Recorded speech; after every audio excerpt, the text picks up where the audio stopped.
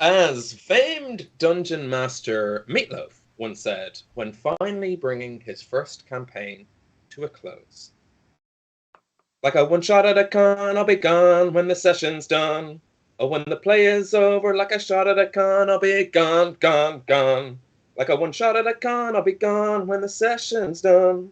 But when the game is over and the dice are down and the moonlight shining through, then like a sinner at the gates of heaven, I'll come crawling back for campaign 2. Hey, we're Homebrew. Wow. Where we avoid the crushing donuts. I didn't have one, and I was like, oh, so usually they're shorter because I've time to write them. I was like, oh no, I've no time to do anything. I broke my chair during that. The power of you the went full Meatloaf. Yeah. The power of song. We're Homebrew. We're the show where you avoid the crushing donuts of everyday life. Let's take a break, and if I collapse during this, it'll be fine. You genuinely might be new here because we're just back from AthCon down at Athenry, the AdventureCon, which was absolutely incredible. Once again, huge thanks for inviting us down. If you just came across us there and this is your first time watching us, boy, do we have good news for you. We have an entire campaign of back catalogue, waiting for you. This is the second last show in the stream. I'm obsessed with trying to fix this, so I'm just going to get to the beer bit. Just take your time, Ben. Just take your time. I'll get to the beer bit and then I'll disappear under the table and fix my chair. What we do is we take beers, brews, drinks, non-alcoholic or alcoholic, mix them all together in our brains and create adventures with them by using something called beer magic. So we usually introduce everyone to the beers we have at the table. I have a few behind me. I usually keep mine secret, but to start, I'm on an old-fashioned, good old friendly Little Fawn by White Hag. But moving around the overlay, Wes, what are you on? And then will you move around while I go down under my chair? Yes, I will. I found some beers that I think will be very fitting for the final few episode or two. I'm drinking Rye River Brewing Company, which I've never had before, but Rye River Brewing Company have big banging IPA, which I hope will help me with some big heavy hits with an axe. We've also got Dam Buster. I mean, I'm going to focus on the second word really, but I mean maybe if I need to break something down or something. And then following on from that, we also have Little Bangin', for your smaller bangs. I've also got some California IPA, but that's not as barbarian-y. I really hope these are tasty. They are. You're in good hands with Rye River. Okay, good. Because this is one of those weeks when I was like, I just bought it for the name. There was a couple there. I was like, that's a good name, but it was like Citrus Stout or something. I was like, don't want to win D&D that badly. We'll pass for now. We know that Arlington's goal in the last few episodes is finally to get laid with a little bit big banging, some little banging. some tender banging. Yeah, some sweet tender banging. Paul, I'm back, so I'm taking the reins back over from Wes. Sorry, Wes. I got good because I wasn't sure which direction we went. That's fine. Yeah, Paul, what are you drinking? I am drinking, which just probably shouldn't be, but I'm drinking Rambulian again. I have a cold. It turns out that coming from another country, sleeping for 4 hours and then going to a convention wasn't the smartest idea. So now I have a cold. And drinking heavily rum and coke pretty much for the entire day was not a great thing. So if you did see me and I was comatose, now you know why. They don't warn you about we were so focused on the nerves of doing a panel, we forgot about the residence bar. But the residence bar will never forget us. No, because we're barred. No more Drambuie. Rumbulian is the name of your home city, Randir, the city that exists everywhere and nowhere at once. Yes. Just FYI. It is constantly traveling and difficult to find. Yes, yeah, unless you've been there before. Lucy. Yes. How you doing? What I'm drinking is sweet FOMO, as I was not at the convention with you all. I was not in a residence bar. I was working all weekend. So I thought I would buy beers for Ben, because he likes it when we do that. Sounds like a beer charity. Yeah. And for just one beer, you can make a Ben very happy. Yeah. exactly. Yeah. That's my excuse. No, I have gin and tonic, obviously, the usual. But I was also looking for anything helpful. I'm thinking outcast, like cast someone out or make them an outcast, who knows?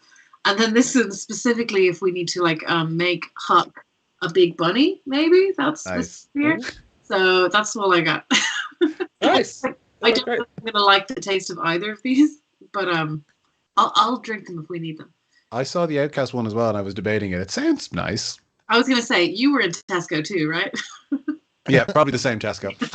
Yeah, I was also looking at the same ones. Yeah, okay. Cool.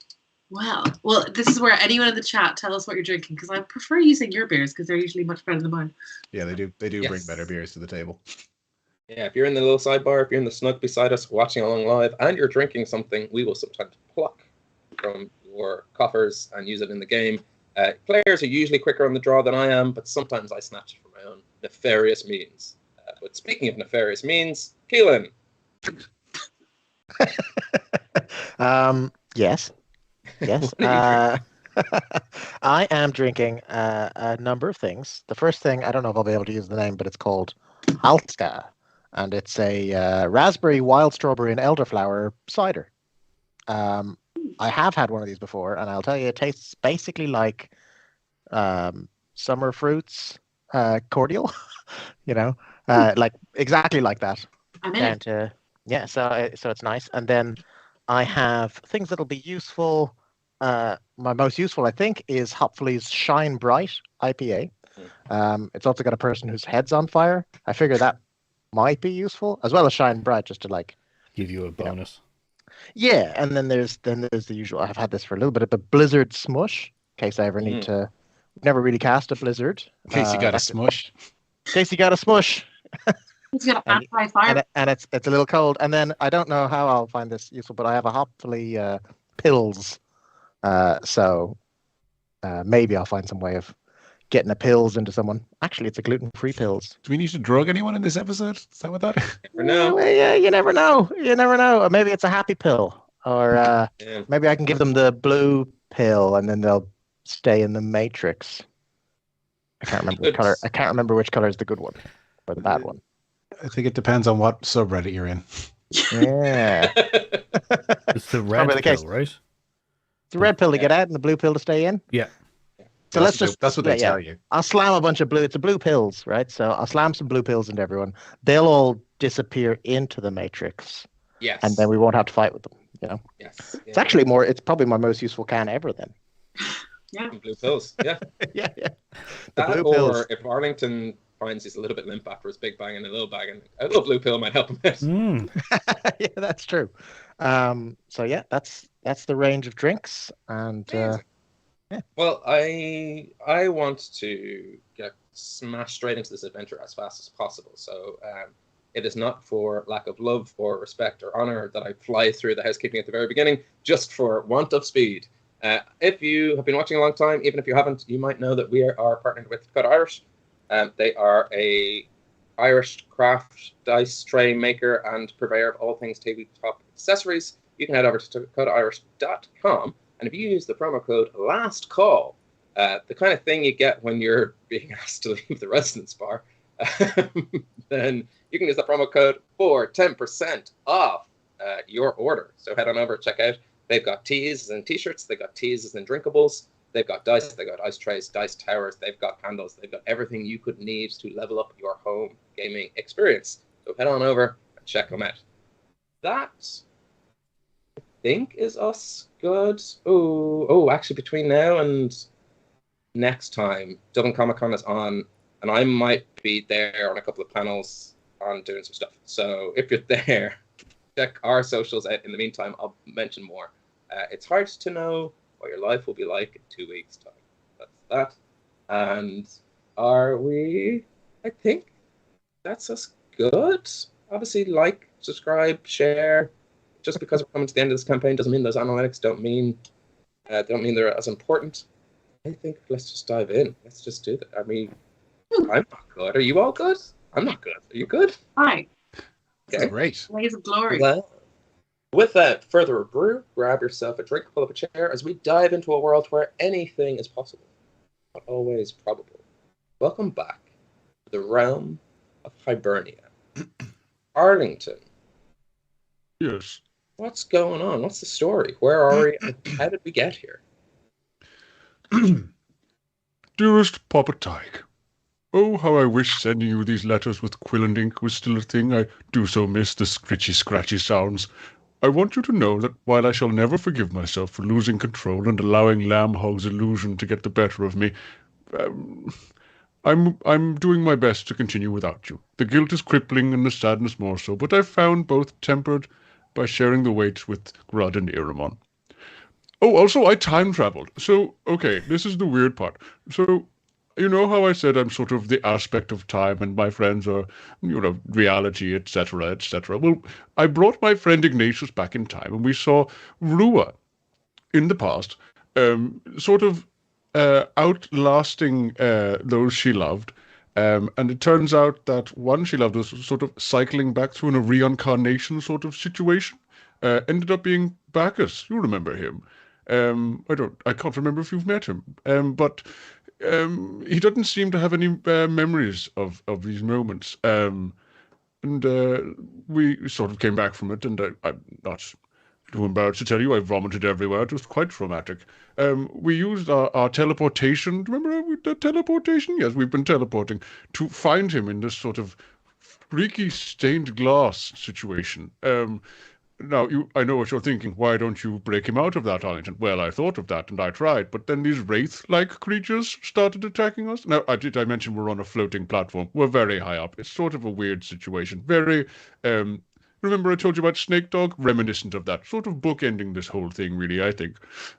Anyway, we sort of killed them all, smashed the place up real good, unlocked the stained glass, and then the platform started crumbling beneath us, and we fell quite a distance into this strange sort of water. But don't worry, we have a teleport ball, so we're going somewhere. I'm not sure which or where. I mean, it's sort of hard to think it through, but I have been finding solace in these moments. Embracing who I am, or we are. I only really get them for a few rounds of combat, really, this clarity. But I do feel the dull haze receding now that we've hit the water, and I fear it's time to return to reality and leave you, Papa Tig. But for now, don't worry, I'll be back. You all also, as you plummeted to your almost certain death, leveled up, which means that mid-air, your hit points are restored, you're stronger than ever before. So let's go around to the table. So the people at home, those good folks in the sidebar or underneath the table in the comments below, know what you can do now. Although, levels don't feel as exciting when you can just grab a beer and say, I cast Blizzard Smush. So I understand the lack of appeal in this sort of thing. Arlington, how did you do HP-wise? And what level are you? I don't know these things. What level are you, guys? So I am currently total level 13. I am a 11th level barbarian and 2nd level fighter, because I wanted the little combat maneuvers. So I had to take 2 disgusting D10s total for my fighter health, but I got to go back to the D12s for this one.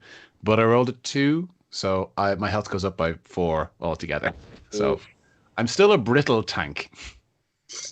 Still a precious little boy. What's your health overall? A total of 4 health, unfortunately. No, I've now got total. Yeah. I'd rather not say. I have 115 health, but my rage effectively doubles that as long as I'm raging, as long as it's not that evil psychic damage. Ben wouldn't put psychic damage in the final fight, would he? It's Fae are famous for not using psychic damage. They always play by the rules. That's their whole thing. Yeah. Never hurt me psychically. You're fine. Yeah, it'll be fine. There's no kinds of illusions or damage. Really. As long as no one attacks me with any riddles, we'll be okay. Oh no. The big bad's the Riddler, right? Yes. No. Rondeer, how'd you get on? So I am a level 11 artificer and a level 2 cleric in the death domain. So all I got was essentially a bunch of extra spell slots in the level 4 kind of thing. Nothing amazing or anything. But I also rolled an 8, or I got a 5 on dice for my health, plus my 3 constitution, which has brought me up to a massive 118 max health. God damn it. So I'm really sorry, Arlington. You're the healer and the tank. I've just gone. It's like constitution. It's the constitution bonus that I get. It's all that milk I had growing up. Like, just towards just being like hardy is ridiculous. So Stone skin. And Iggy, how'd you get on? Yeah, how did I get on? I added 5 hit points. My total is 70, which I don't know if that's high or low. And I got a new spell. I added after much thought, I added regeneration. Oh, That nice. could be helpful. Because nothing else was really speaking to me. So yeah. It's a good spell. So I assume I'll forget to use it like all the other spells I've added, like like healing word. Who knows? You healing word? Have you been able to use healing word this whole time? That's it. It's only the penultimate episode. It's the cutting words that I'm glad Iggy has never used, because that's the one where Iggy, as a reaction to third-party inspiration, put down my... She's used cutting words once or twice. Yeah, like I a was gonna scalpel to get in and then do the healing. Yes. Yeah.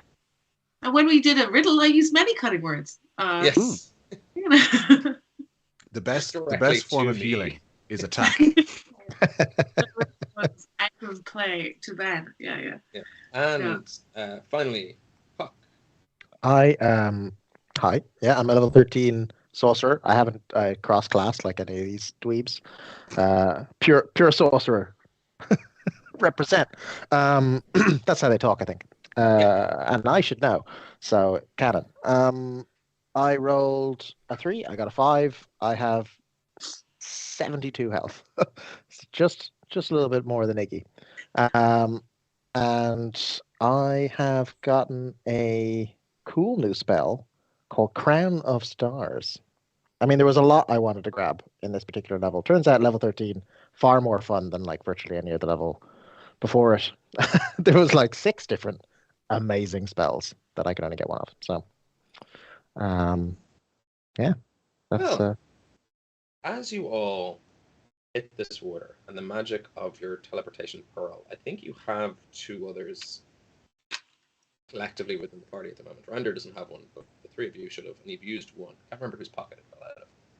You smack the surface of this water and instantly feel a shock of cold to the system, as I believe I described you as sort of crushing like a can of beer and refolding back into yourselves, or maybe disappearing and reappearing. It wasn't pleasant anyway. I got you all to roll dexterity saving throws, of which Hook, out of the party, didn't do too well as the other. So Hook, you feel yourself under this water being pulled as if in the midst of a undercurrent away from the party.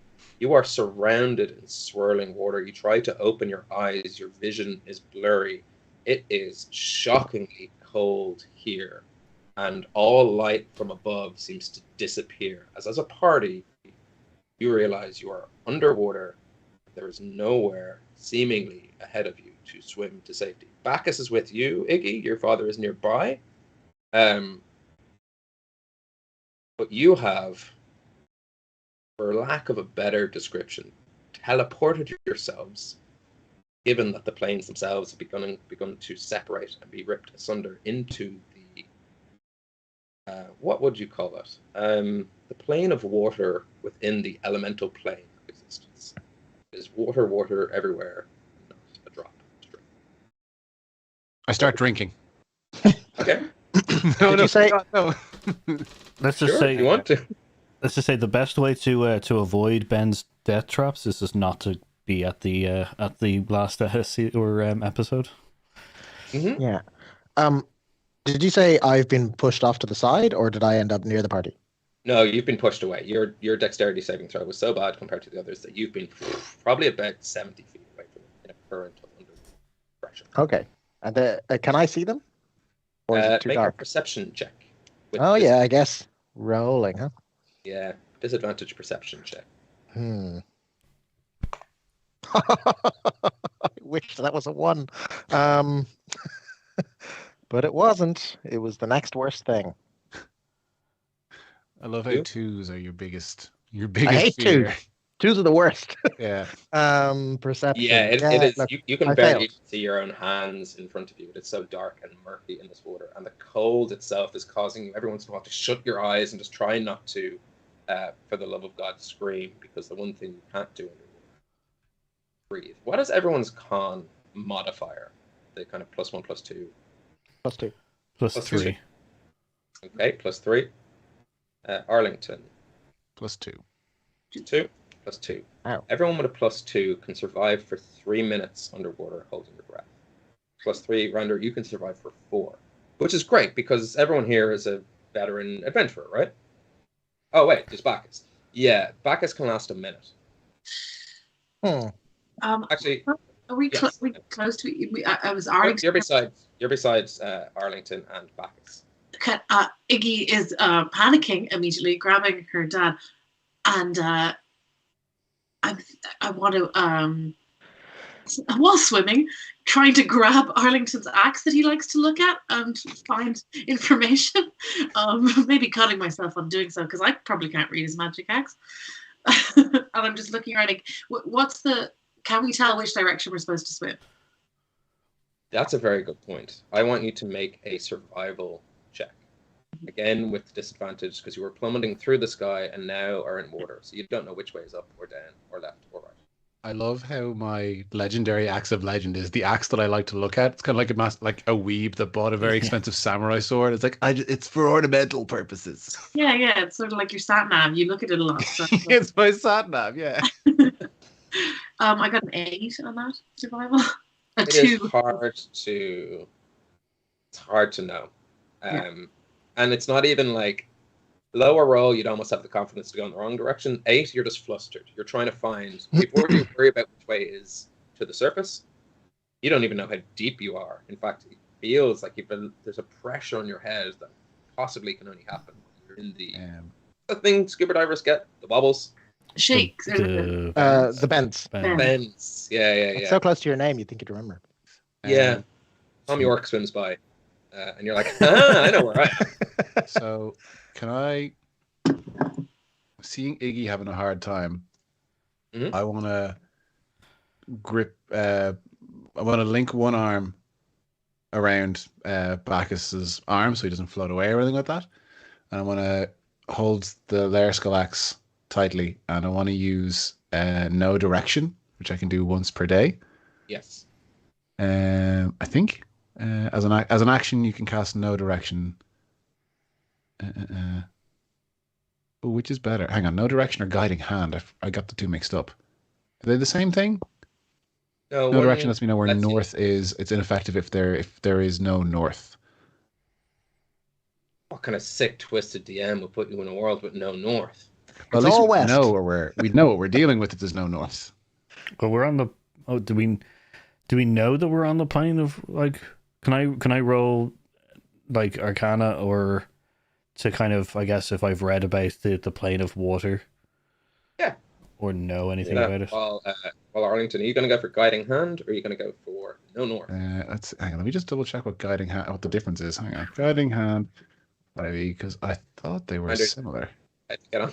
I got a 3, so +4, I got a 7 altogether, which isn't probably great. Well, the thing is, it's like you might be in the elemental plane of water because of the way the world is working. But also, the elemental plane of water might be on the material plane at this point in time. Can I? Knows where you? Yeah, but I was trying. Sorry, Arlington, go ahead. No, sorry. You finish your thought. Oh, I was just gonna say, like, if I had any knowledge of like that there is actually like a breathable place for normal people in the plane of water. Who you calling normal people? The people here think they're normal, Randy. You're the strangers. You're the outcasts in this land. The dwarf wants to know what's normal. Well, like, you know, once the invincible priest dwarf wants to know what's normal. Once they get the vote, then there'll be normal people. These water elementals. I might be able to. Okay, so to my initial point, I want to use guiding hand because I think it makes more sense. I didn't realize this specificity you could be with it. It says I get to create a floating hand that points and moves towards a landmark you specify. Is the surface a landmark? Ooh. Or rather, I would like to. Sorry, that's a stupid question. I would like to cast it and use the surface as a landmark. Yeah. Don't ask him the question. Better way of doing it. Or the surface of the sky? Or... In the material plane, the surface would not be a landmark, because a landmark is the type of thing you mark on a map, because it's important to know where it is. The elemental plane of water, it would have to be a landmark on their maps, because it's where their world ends. So in this realm of existence, yes, the surface would be acceptable. I'll take it. 2 points to you. The arrow, the hand actually points sort of what seems to be like horizontal to you. So you guys were all at one. But Okay. Arlington, the unfortunate thing is that takes an action, so you do not have backs yet. You wanted to kind of hook your hand. That would have been an action as well. Is he floating away from me? No, he's beside Iggy. I'm holding on to him, and I was just touching. Oh, you've got to hold him. Oh, that's fine then. Could This I don't. ends first round in the elemental plane of water. You all feel a shape begin to swim around you. Yeah, I haven't done anything. Yeah, you. Well, you're far away. You looked. You tried to find them. You did a perception check with disadvantage. So I like it. your mouth. Yeah, that's not really doing something. That's like, Hook your action, so next round. What was the how long we could hold breath for? 3 minutes, 4 minutes? 3 minutes for you guys, 4 minutes for me. And a round of combat is Bacchus. 6 seconds, right? Yeah. And 1 minute for Bacchus. Yeah. Oh, there's the trap. So we got 10. We've got 10 rounds essentially to get Bacchus to air. Okay. I haven't used any movement yet, so I want to move over to how far. So Iggy's with Bacchus, and Hook has floated away to the distance. Where's Randy? You don't know where. Oh, we don't know where he is. None of you even tried to look for me. You're not being concerned at all. You spent an entire round being like, don't give a shit where Huck is. Probably hopping away somewhere. I want to try to call out to Huck. What happens? Okay, you open your mouth underwater. You drown. Does it come out as a or like does sound carry? Give me a Constitution saving throw with disadvantage. Sound carries quite well underwater. Hence the whale song. Hold on. Am I still raging? No, I haven't attacked or done any damage. No, because this is the first round since combat, right? No, you fell through the sky for a while. So my rage has dropped. Mm-hmm. Okay, that's fair. Which is, of course, the worst thing to be. With Big B's hand, could I try and use it to like push us in the direction of that arrow, like a sort of hand towards hand situation? Yeah. Towards hand. Yeah. You just a quick question. Big B's hand does it have a verbal component to it? Oh. Great question. Well, this says shell in a snakeskin glove. So I assume Iggy's version of that would be drawing something, which I would hope I could still do underwater. You know, I have some oily berry paint that I would use. It has to be something else. It's got it does have a verbal component. I just want to point out that pretty much everything has a verbal component. Yeah, water breathing is a fun one to have because then you can use your spells underwater. I got an 11 on my con save, by the way. You take in a lungful of water,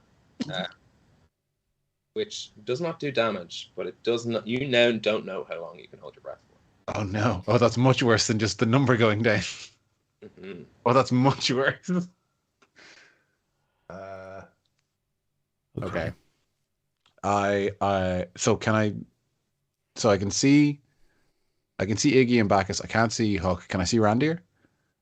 You could make a perception check for it using up your action.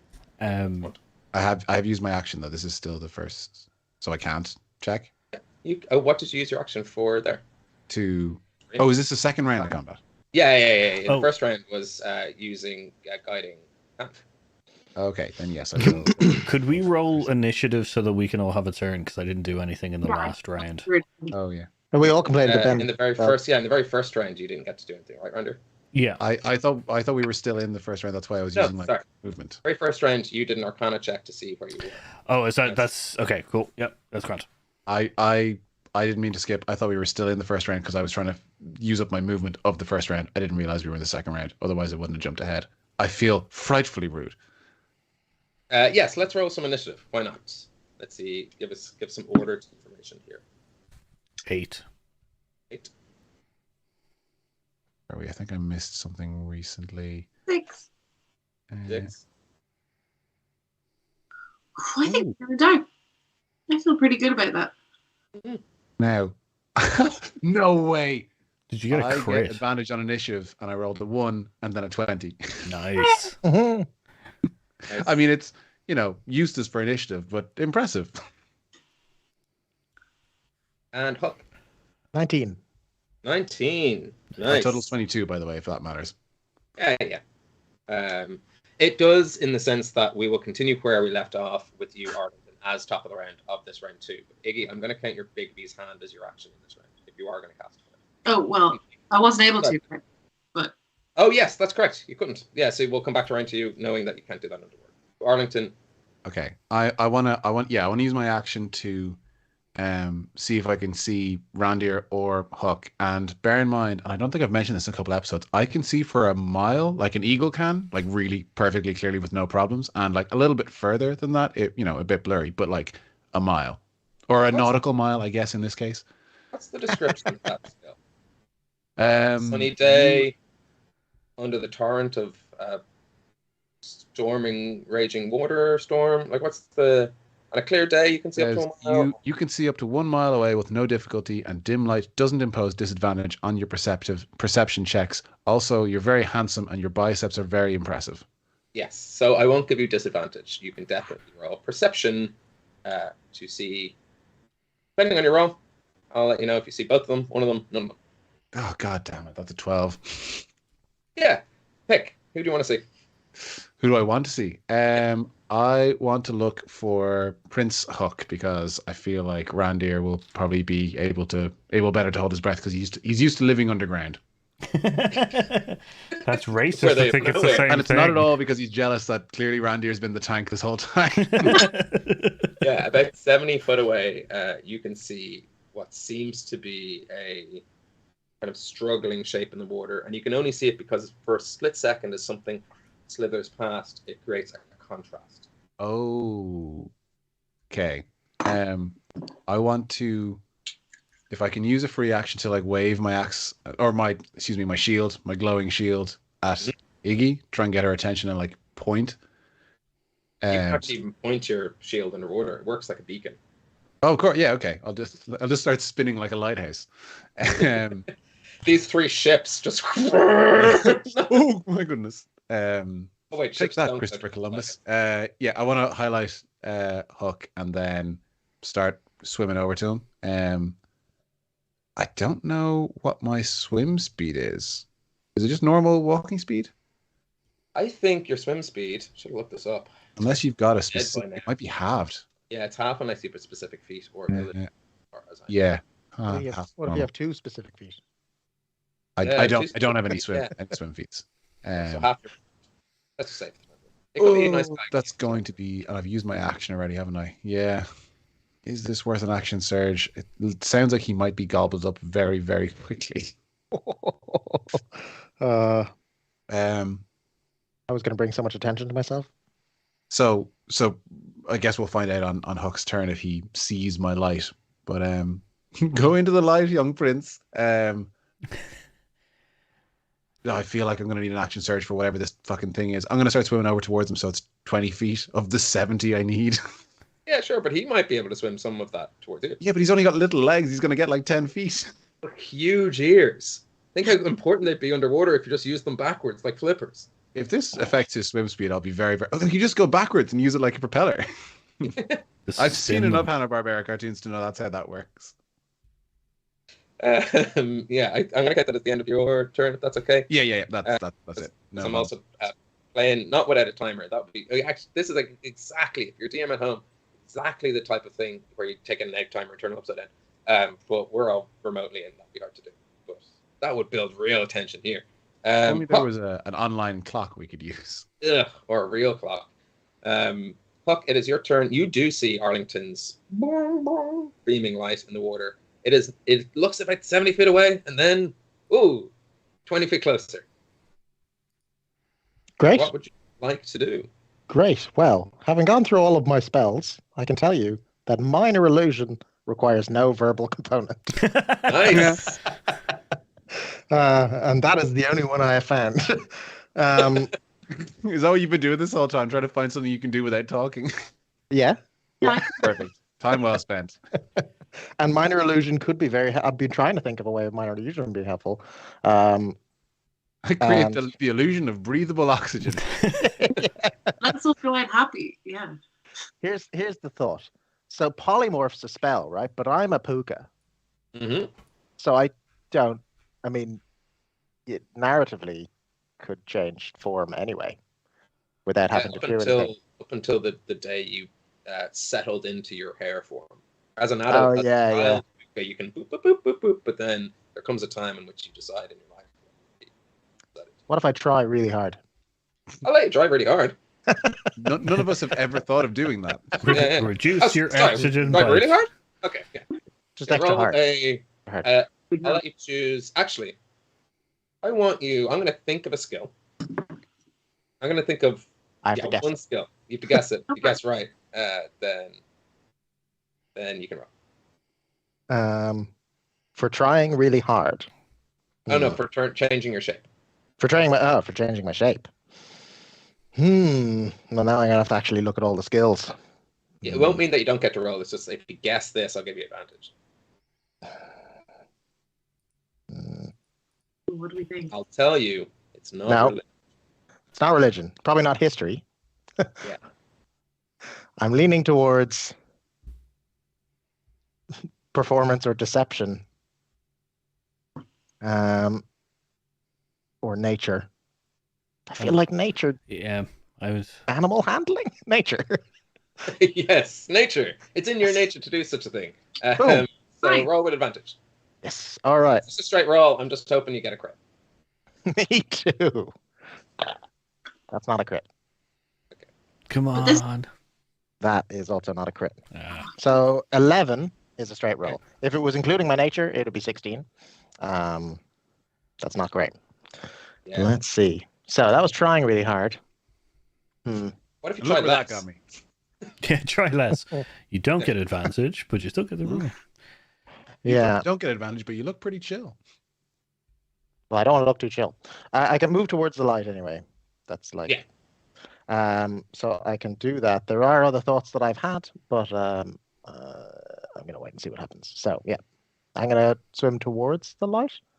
Nice. You start swimming towards the light. What's your speed? Is it like 25 feet or something? It's 25. You're only really going 12 and a half. 12 and a half. Yeah. I don't know, like, what was it, like, half speed? Yeah, 12 and a half. Rounded down. Yeah. 10. So 12. We don't deal in, we're like cents in the euro. I reckon the extra big rabbit feet give me the 2 distance that you wouldn't normally deal with a human. We all knew what we signed up for when Gary Gygax said, "Fuck the metric system." I'll show him who rounds down. Yeah. Round down this turn, round up the next turn, bringing you to a total of 25 in the course of 2 turns. Right. I'm gonna go Google which is more, a kilometer or a mile, because I need to know how long I see if we end up switching. I can't remember. Miles. It's loads longer. Yeah. Oh, well then let's we're good where we are then. Yeah. I don't want to start being able to see less. Randir. Yeah. You see Arlington swim off in the distance, and with his beaming beacon of light shield, you do catch a underwater rabbit. Oh, it's probably Hook. I thought you said Hook there, and I thought for a second I was swimming in the wrong direction. I was like, "You fuck! Did I fail this test? The check, and you just didn't tell me you're swimming in the wrong direction." So, I want to try use my aspect of being space. Yes. Keep forgetting we're gods. Trying to. Stop using stats, guys. I will try to force, like, I guess enough space for Iggy, myself, and Bacchus. Because I think that's a little bit like I'm not going to be able to envelop essentially Hook and Arlington, but try and make essentially a small bubble that could contain the group. but specifically over Iggy, Bacchus, and myself, just to try and keep Bacchus alive. Give me an icon of space. Okay, I'm gonna use my really heavy dice for this one. Ooh, nice. Yeah. Ooh, Break nice. the dice tray. No, it'll sink. You won't see what it. I got a 14. You start to focus on the space you're in, the properties of this space. Miranda, you're an artificer. I would also say you're quite the alchemist. You know chemical properties as a brewer. Water being one of the core ingredients to a lot of the things you make. The beers you make without water are gross. Does he think he's swimming in pre-beer? He's like, oh, I know how to turn this into beer. Yeah, it's beer prime. Actually, And if you turn the start plane of to water into the plane of beer. feel the pressure in your little sphere begin to break and bubble out. But as of now, you're in the process of it. Okay.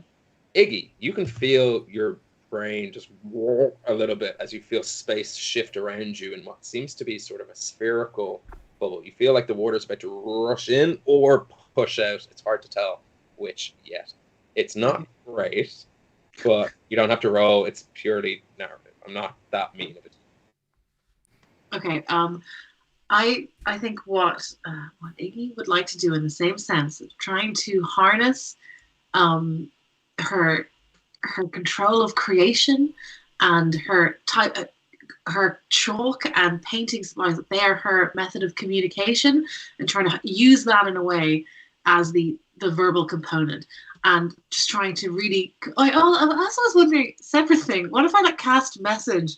Can you like cast message above the surface and then like say your spell right there, and then that's. I think message works like either you could say it internally and the response has to be out loud, or the other way around. I just thought I'd throw that out there in case you were like, yeah, that is a way you can throw your voice. Call for help. I do love it, but message, I believe you whisper into a tiny copper coil, and even whispering. So it's extremely verbal then. Yeah, message is verbal. Yeah. No, unless I'm you going to could send it a message, and the message could just be. What I will. Not now. It'd be a waste of time, and by the time it actually worked, it would be far too late. You'd either be dead or gone. But the thought does cross your mind that because you communicate through language and written words, that you could theoretically put a message in a bottle and then send that to the surface. And when someone, some years from now, opened it up, that's when the spell would go off. A woman died here. It briefly crosses Iggy's mind to create a time capsule in this moment, full of her favorite drawings and maybe a lock of hair. She doesn't do that because the pressure is there. all of the effort and to try and create Iggy's hand is what I'm trying to do. Okay. You try harness this magic. Are you opening your mouth? Or... No, I'm using the art supplies as they are in my inventory. They are communication. I'm trying to use them as my method of communication because I don't think Iggy does say her spells. Maybe she often does draw them canonically. Give me an Arcana check. I can do that.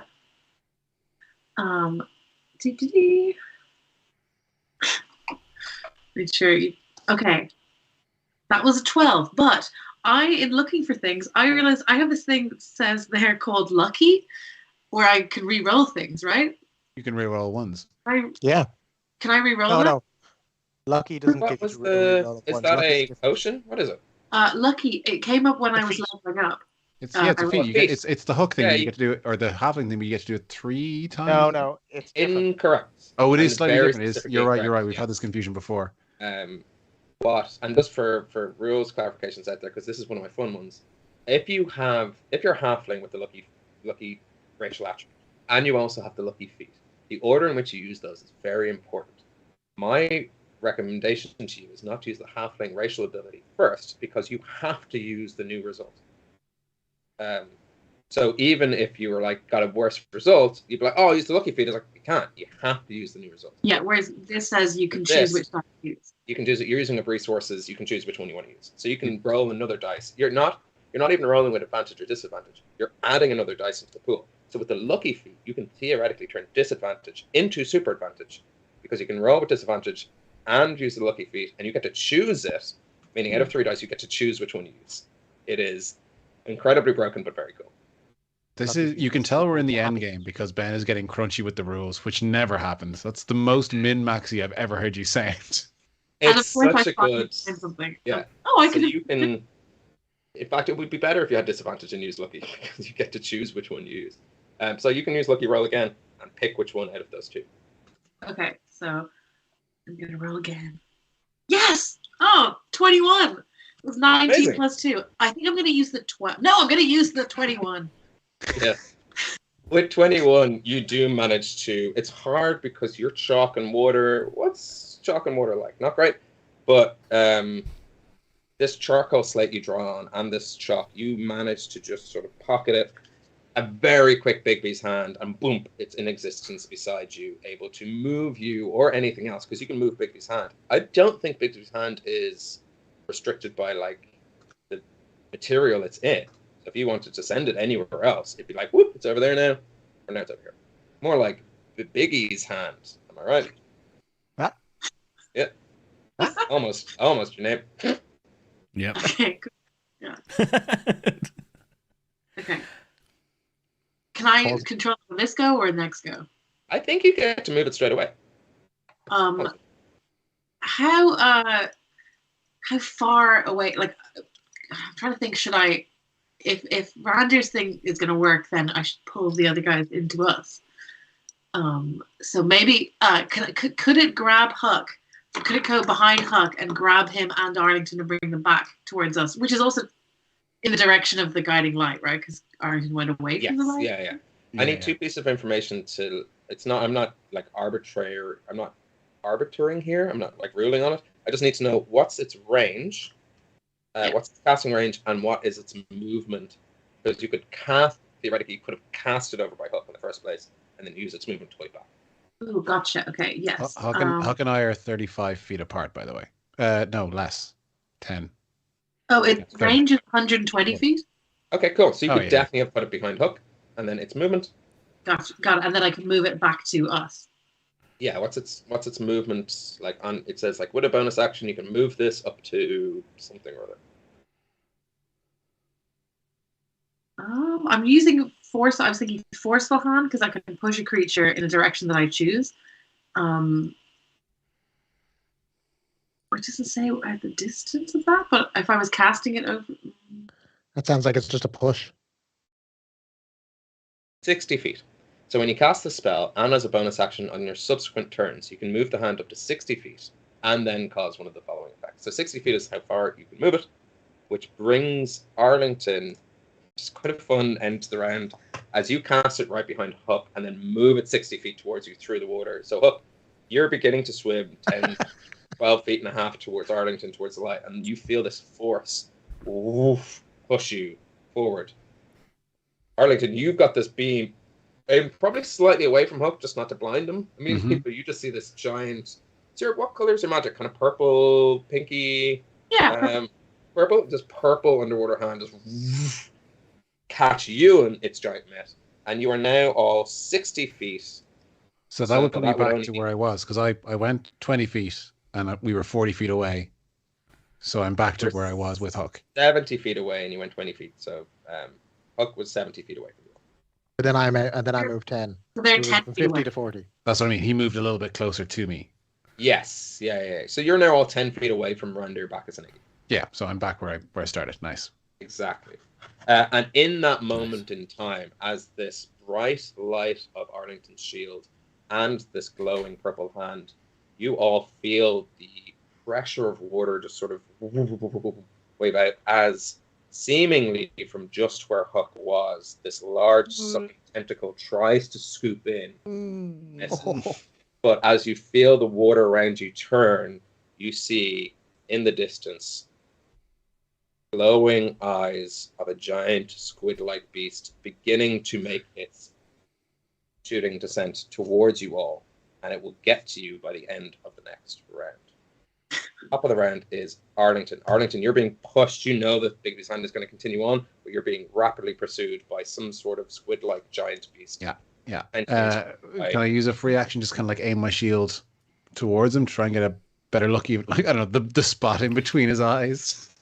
Yeah, no problem. Does it illuminate the situation in any way? Yeah. Yes, in a terrifying way. Oh As god, you it's like shining a begin- torch underneath his chin or something. You see this open maw filled with jagged teeth and almost like a serpentine face pulled back in scales. And then behind it, this mess of twisting, twirling, vortex, drill-like, squid-like tentacles just driving it. Okay. How roughly how big does this thing look? Gargantuan? Bracket Titan, Yeah. I suppose is the... Like, Would you like to know I its mean, alignment? Are we Its thinking alignment like I'm is fungal. like each tooth is Arlington sized kind of thing? Oh, probably, yeah. In fact, you've met this creature once before, but just It's not one of Guinness. its limbs. No, it's not Guinness. It's one of it. You've met one of its limbs before, because Randir summoned it during the morning. Oh yeah. Oh shit! Right, okay. Yeah. So you know the size of its limbs. You've just never met the full. Right. I mean, don't get me wrong. That's still horrifying. Just it's not Guinness. I'm not Yes, ready for no. Guinness. No, that's next episode No one's ready for Guinness. Yeah. or next Okay. campaign. Oh god. I'm not built for my tactics are to attack this thing, which I know isn't going to work. For glory. Like, if I want to die, which I mean, it's fine for me, but not everyone else. Okay.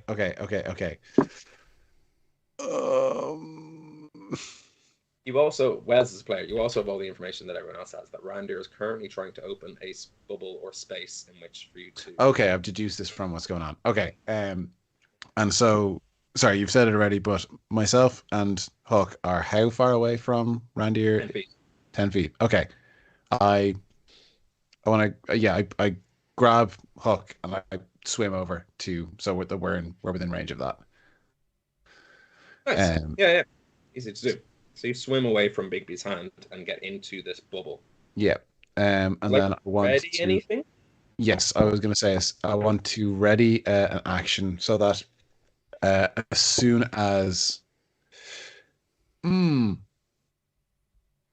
yeah, okay, I'm going to bonus action rage. I'm supposed to say take a deep breath. I'm not going to do that specifically. I'm going to ready. I know. I'll breathe through my nose. It's different stuff. I think I used my last javelin. I think I lost my javelin when we were falling, right? Yes. Yeah. Javelin spell. I took that out of your inventory. Yeah. But I still have my beholder teeth, I think. You still do have a boot. I think you do. Yeah. I have at least one. I had two initially. I think I might have lost one because I tried to do something. I still have one beholder tooth left. So I have no javelins. I want to ready one of the beholder teeth. I'm going to bonus action rage because it's strength to throw it, so it'll affect that. And I want to just basically, as soon as this thing is in range, I want to hook one of the beholder teeth at its eye. Okay. Is what? You're gonna strap teeth to a hook and hook at the eye. Yeah. Why are you throwing me at the monster? I'm going to. I'll get confused. No, well, I'll throw the halfling at the monster, and then I'll keep my tooth safe. Don't worry, buddy. I have. Oh no. Yeah. So I think Hook being like pressed to my bugbear bosom feels like Arlington's heart racing, and then as he rages, the heartbeat goes like slows down to like a dum dum, dum dum, and he sort of like gets a little bit more calm, and he's going to push Hook behind him, so he's closer to Randir and Iggy. So I'm still within range, but just in case it's a proximity thing, he wants Hook to go first, and takes like an Olympic javelin thrower position, and it's almost like he's looking past this sea beastie as he's readied his attack action. Yeah, between the open paw of Bigby's hand, you kind of like you can just like narrow in and be like, aha, here. I'll just fire straight through this little guy. Yeah, Bigby's hand is making like a target. Yeah, exactly. Huck, you have been manhandled and should I say bugbear handled? I give his bottom a little pinch as he goes. Ooh, and your cheeks go rosy red. Which one? I've been manhandled. I'm near. Are we in a And bubble? apparently assaulted's just there too. Yeah. Yeah. No, you're not in a bubble yet. Not in a bubble No, yet. not Can yet, I but it's destroy all the water and use my power of destruction to leave the air behind for the bubble? Yeah, sure. Give me one of your That's gonna do. roll of an icon of destruction. Give me the roll. I mean, the other thought was I realized that minor illusion can create a sound, so I've solved the verbal problem. The new problem is that I can't use the verbal problem from minor illusion. Or I could. I can make the sound happen for a minute. So next turn, I could use the sound that was happening to cast I could just constantly cast only the one spell from the looping verbal component, which was what I was going to do. But sorting out this might be better. So yeah, let's roll. Let's roll. All right, not a bad roll. What do I don't add anything to destruction. Well, what's the roll as it is? 12. I threw out a number last week, and I think it was either 5 or 8.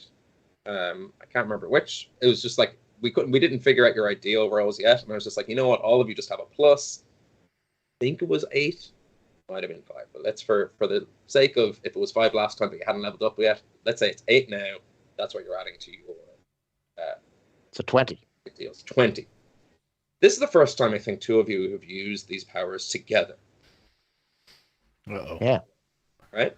3 of us. Yeah, 3 of us certainly. The first time a bunch of us have tried to use our powers together.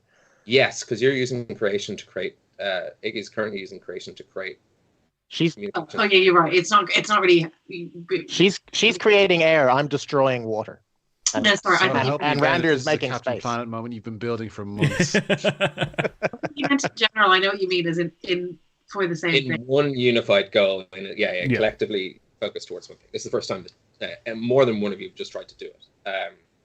And you feel, Huck, as this energy to destroy water flows through you, and you're like, yes, this is going to definitely work. You feel almost like when you pull 2 magnets together, your power being directed towards the space Randir is creating.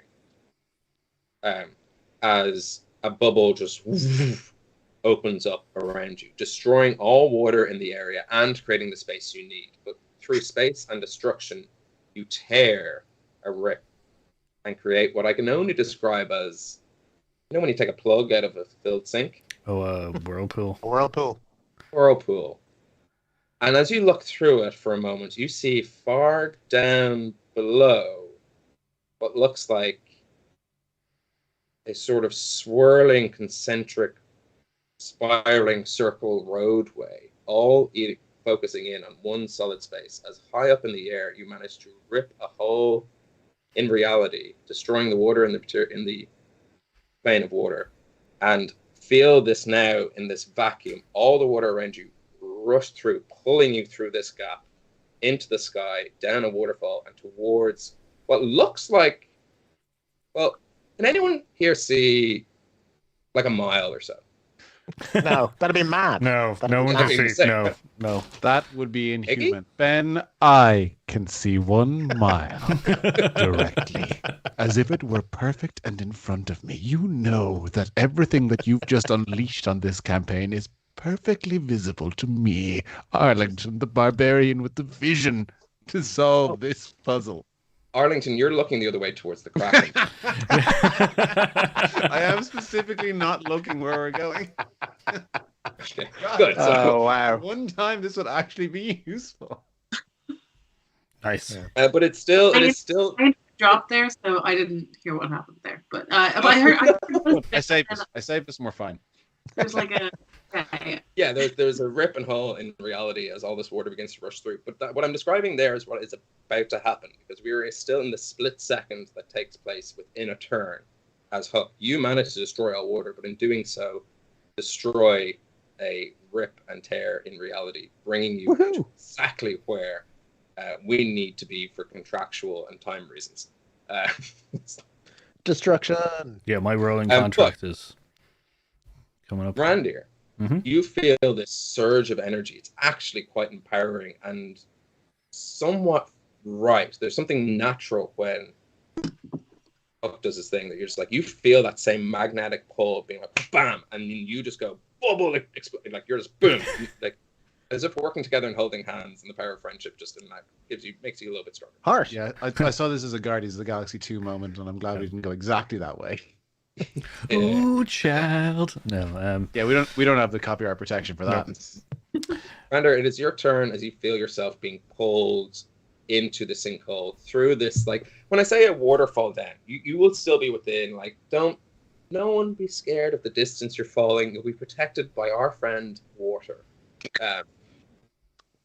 But there will also be potentially a kraken to either plug the hole or follow through.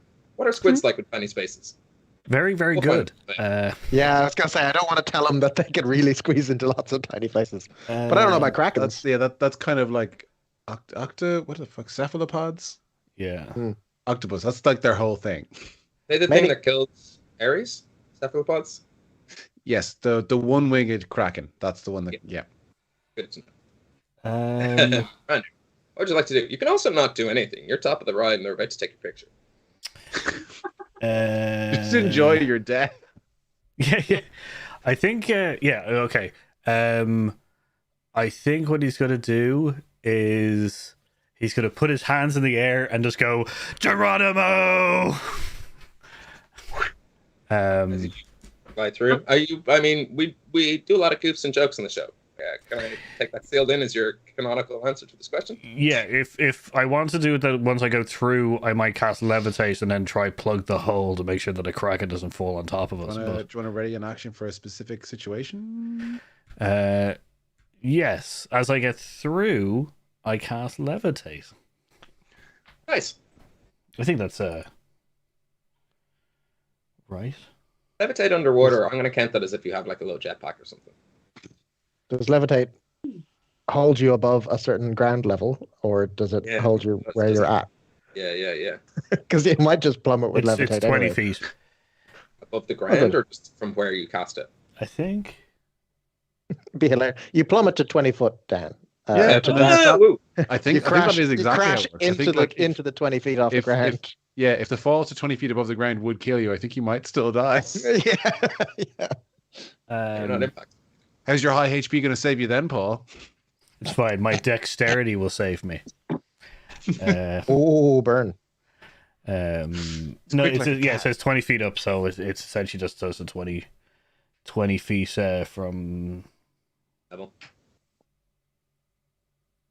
Yeah. It just says to levitate a creature, levitate a thing. So no, I guess I'll just I'll just fall out of the sky. Yeah, nice. Love how that's a normal sentence to say. Yep. I guess I'll just follow this guy. Iggy, you feel yourself and your father being rushed through this whirlpool sinkhole. Oh yeah, Bacchus is here. Gasping for air, I see, but we're out of the there's No, air. it's all the water's being like the air pocket came, so and then all the water started rushing you all through because of the back. So for a moment you could be like, and then just get yourself low. Like Bacchus is back to him. Okay. Like you're shooting out of a water slide. Okay. And my imagine, I would love if could I kind of drag Bigby's hand with us? So it's my thought is, can I and maybe this is extra hard to do in the flurry of it all. Can I flip Bigby's hand so it's underneath us now? So like as many of us as possible, or potentially all four of us. I'm not sure how close Randy was. Are on top of the Bigby's hand. Yeah. What's the total carrying strength? I think all of you. It's not too bad. It's like nice. Randir, Puck, Bacchus, Iggy, and it has strength 26 plus 8 and dexterity of 10. Is that right? There's no modifiers? Okay, it's crazy strong anyway. Cool. Yeah, exactly. And it's big too, so it's like oh yeah, I gathered that from the first syllable. Yeah. You know what they say about big hands? Great for plummeting. Great for carrying strangers. Great for carrying friends. Massive gloves. Gloves. I cast Bigby's glove. Easily you can whoop as actually what this creates from above is as Bigby's hand scoots under the water that's being pulled out, like that nice little like monsoon shower effect for everyone down below, but it's also tons and tons of water. So they're really getting that nice. Oh yeah, my back. Oh yeah. yeah. I'm glad this isn't hurting us. Is the or maybe he's too far away. Is the Kraken coming through as well, or is the gap? In hot pursuit. Okay, so the gap is clearly quite large, and he can. No, it's not that big. But it looks like he's fitting through. Well, we don't know yet. We haven't. He or she, the Kraken hasn't like. If anything were to be labeled an it, I think the Kraken would be fine. Yeah, I don't want to. And we don't know yet. Is it because that's just the end of the round where now it's just all that held pressure as the bubble just goes pulls you all through. So now we're into this point in which Randy, you fly through first. We have Iggy and Bacchus after that. I'm just going in order of how close you were to the hole. And then Huck and Arlington hand scoops under, catches you all, and the water stops. But you do see in this little gap in the sky a giant sucking tentacle floating there, seemingly like rubber over a hole, plugging the elemental plane of water from coming through. Arlington is flicking through his book of sex that Quail gave him to try and figure out why that's weirdly making him excited. Does anyone want to change? Does anyone want to change places with me? I don't want to be standing near Arlington anymore. Let's get that book out again. Yeah, Arlington's at full mass. What has gotten you into this episode? Pinching arses and raging boners. It's those big banging. We never should have let you out a big bang. Yeah. He's dealing with his father's death in a very, actually, probably quite a predictable way. Yeah. Is it? Is it? Yeah. We've all been there. Yeah. A beloved family member dies. You just want to fuck everything. That's why they give you time off work, everyone. You can tap your way to happiness. Yeah, if there's a funeral nearby, all the squids from the local Tesco just get bought up. Everyone knows that. Yeah. It's a mess out there. You are high in the sky above Rua's ritual, and from up here, it's not really a mile in the sky. That was just a nice little poke at Arlington. But you're quite high. You're a theatrical distance from them, as all this water splashes down below. And for the first time, you're getting a bird's eye view of this map that you, not too long ago, in Sleeve Gem discovered. These sort of swirling roads, creating what can only be described, because this is the word you use to describe it, a Triskelion. Cracked down right in the middle of boglands.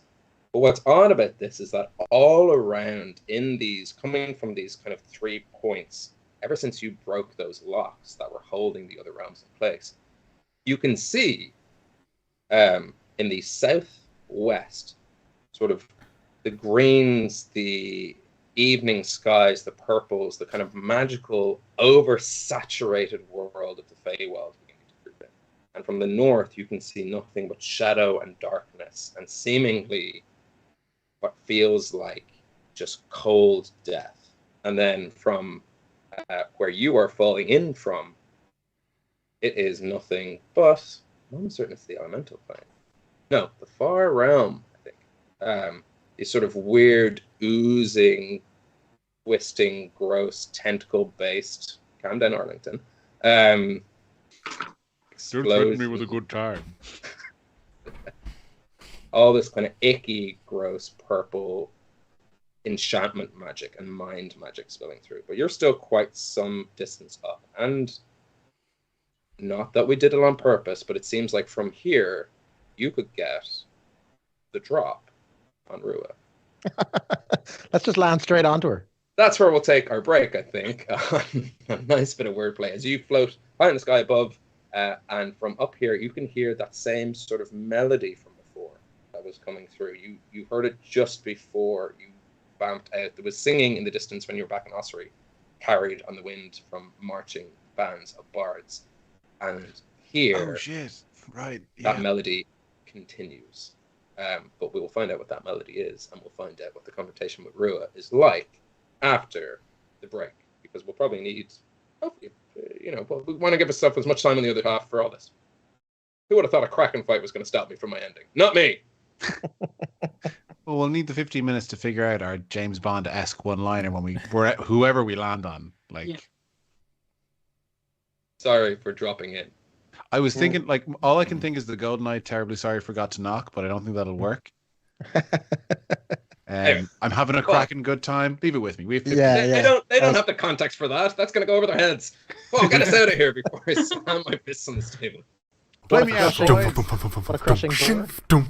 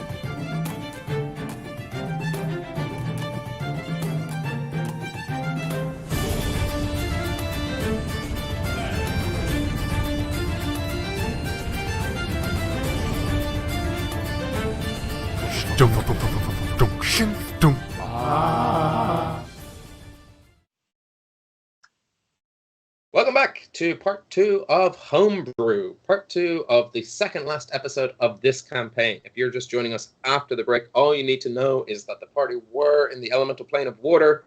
They opened a tear in time and space, pulling both water and themselves through into the material plane over the ritual site of which Rua, Iggy's mother, is trying to mush all the planes of existence together. Simple, right? And they're currently floating a couple of thousand feet in the air on Big B's hand, working their way down to paint a picture. To paint a picture with words for my friends. This is what. That shouldn't be as funny as it is. I hate how funny that is. I gave you a little bit of a description beforehand in a theatrically dramatic and tense way. I'll take a little bit of a breather now to give you the lay of the land as we enter in the final set piece of the campaign, essentially. You see around you, down below, sort of rolling hills and boglands.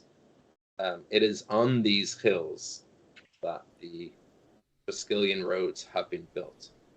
And in the center point, you can see, seemingly shimmering, as if like a mirage or there but not there yet, a giant circular mountain range.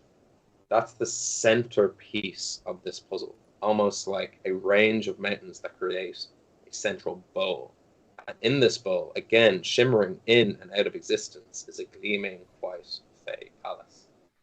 But when it's not the palace, it seems to be a flat bogland with a crumbling ruin, and in the center of this all, standing beside a stone slab table, you can see from above, clearly majestic even as a tiny dot far below, Rua. Working her way out from where she is standing, encircling the room upon a circle of planks or chorus of bards singing. It is their song that you are hearing rising up to the air where you are. On the outskirts of this, you can see that there are adventuring parties, villagers, wanderers from Hibernia, large crowds of people here to witness their new beginning, answering the call of Rua's broadcast. You get the feeling that they're also sort of encircling and protecting this ritual from a little bit further out. Arlington, you recognize it immediately. Camp setups of armies. Your army from Ossuary seem to have arrived and set up camp below, not yet striking these civilian adventurers, not yet causing battle for the Ark pirates, were standing guard. We probably should have walked with them. It would have been easier. We wouldn't have the Kraken. We wouldn't have had to. Never mind. I'll tell you when we're on the ground. How fast are we falling? Because all I feel is this is like. That's up to Iggy. Iggy has control of Bigby's hand. Like hand speed, right? Yeah. So 60 foot every 6 seconds. It's not. It's 10 foot a second. So standard hand speed. Yeah, speed of a standard hand. Yeah, it's a nice ride. I mean, Iggy is a good hostess, and it's steady, it's smooth. She gives little squeezes, for comfort. There's a bugbear with a boner on it. Yeah, please keep the cupping and I don't like it. You have no right to be uncomfortable in this episode. Yeah. The things you have made us feel this week. How dare you make me regret my own gross actions? Please keep your arms and legs and penises inside the hand at all times. Yeah. Please stow your tray table and your dick back safely. Your exits are in every direction. Please keep your exits within the hand. That's below. Above, we know that there is currently a kraken plugging up a gap into the elemental plane of water. But beyond that, you can see in the sky above these rolling clouds of swirling cosmic energy, seemingly all sort of collecting and gathering around this point.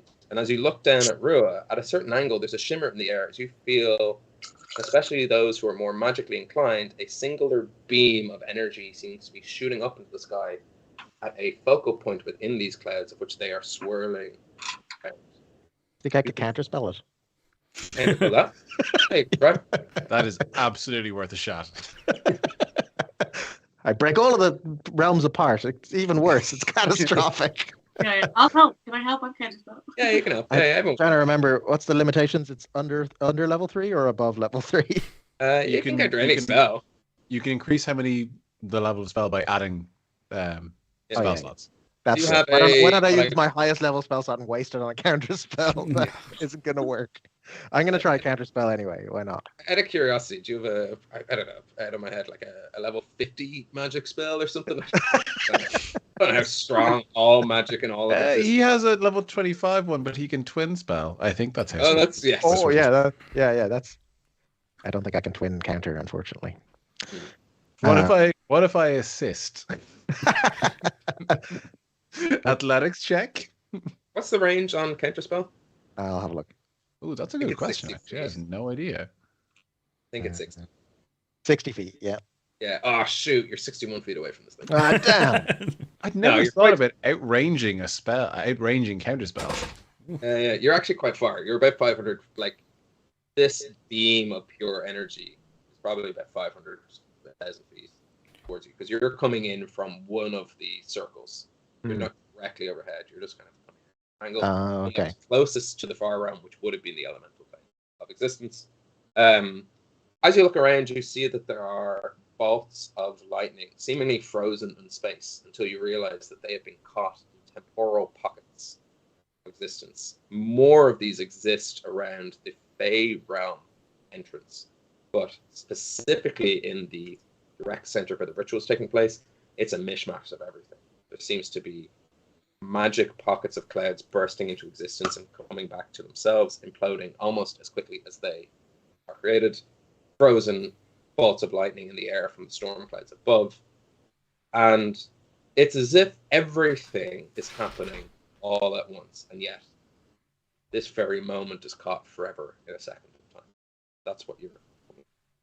It looks, I mean, like Renaissance-y in the painting sense. Everything all together happening at once.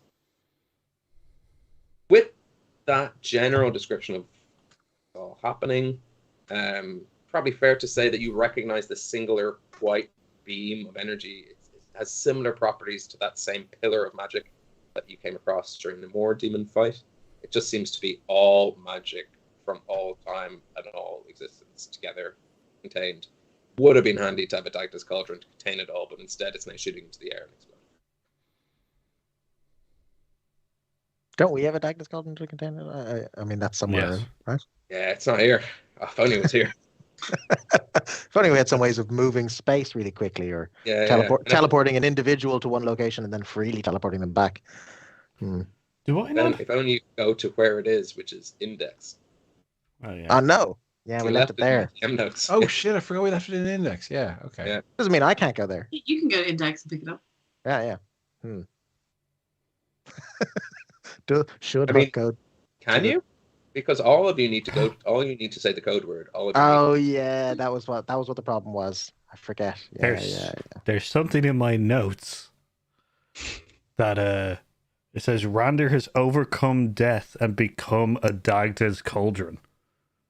Become a Dagda's Cauldron. A Dagda's Cauldron. I don't know why it says that. What episode? That's a strange thing to write in. But you're But that's the thing. I wouldn't have written it unless I've become one.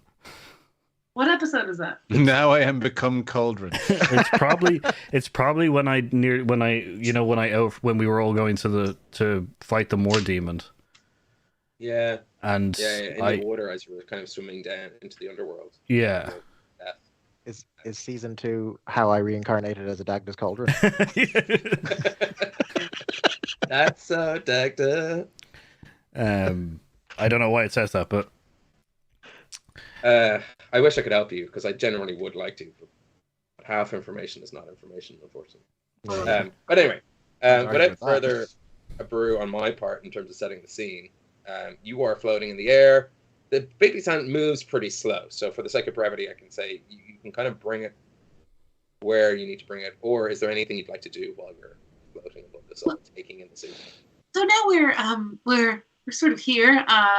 Can I turn to Bacchus and how's he doing? Is he? Oh, awful. he was a glass pane like 12 seconds ago. Now it's Can probably can I heal him in some way? Oh no, he's health-wise he's fine. He's just shook. Like Okay. he's very Well, shook. I No, wanna- health-wise he's fine. He's an average villager. He has like 12 HP, not less. Can I want to say, Dad, okay, I know a lot has happened, but I went back into my mom's memories, and do you remember meeting her? Yeah, how could I forget? She's the most beautiful woman I've ever met, Iggy. When did you meet her? When did you first meet her? I first met her, it's been about 30 years ago now, maybe. I was making my way. I felt kind of compelled to travel, and I was making my way up the cliffs of the Hunt towards. There's this nice sort of The tree. willow. Well, yes, I was. Can I doodle what I remember it looked like from what we saw to show him and Yeah, say, I saw this. I saw this. And you're gonna think it's crazy, but that wasn't the first time you met her. You met her 1,000 times over, or 10 times over, or a bunch of times. Anywhere between 10 and 1,000. Yeah. No more, no less. For a human, maybe. Maybe it was like 3. I can't remember. No, there was. I only gave you. I ruled of three examples, but they have met. You know. And I want to show him drawings of this that I like. I want to get as much as I can remember from the memory. I want to get across to him, in drawings, if that helps. I know, like, I don't know what this means about you, but I think that this is not your first life. I think that, and I think you have a greater tie to her, and then when I was born, she left you. In all the other lifetimes, she came back, or she stayed with you until you died. I don't know what's happened to this life, but something's gone wrong, and I think you are key here. Iggy, always so selfless. In all your other drawings, there's just the two of us. This is the first time in which there's 3. I haven't changed. You became part of the family. See, when I seem to be this sort of rabbit-based creature like your friend Huck, I would say he's probably a paragon of virtue. You got that right. Just us. And seemingly when I'm a dwarf, it's just us. So you were immortal. Just us. I don't think I am. I don't remember any of these lives you're telling me about. I do feel like our love is eternal. But in some way, then me being born ruined it for her, and it ruined it for you. It ruined it. You were supposed to spend your life with her. That's what she always did. How you spend all your other lives. But why is she doing all of this? I don't know. But I think. I think you might be part of the answer. I'm not sure. But would you be interested in talking to her? Yes, with all respect to your stepmother and step siblings, I've never stopped loving your mother. Okay, so life moves on. And so then I'm returned to the lads. Lads. We're all there. Lads. Yeah.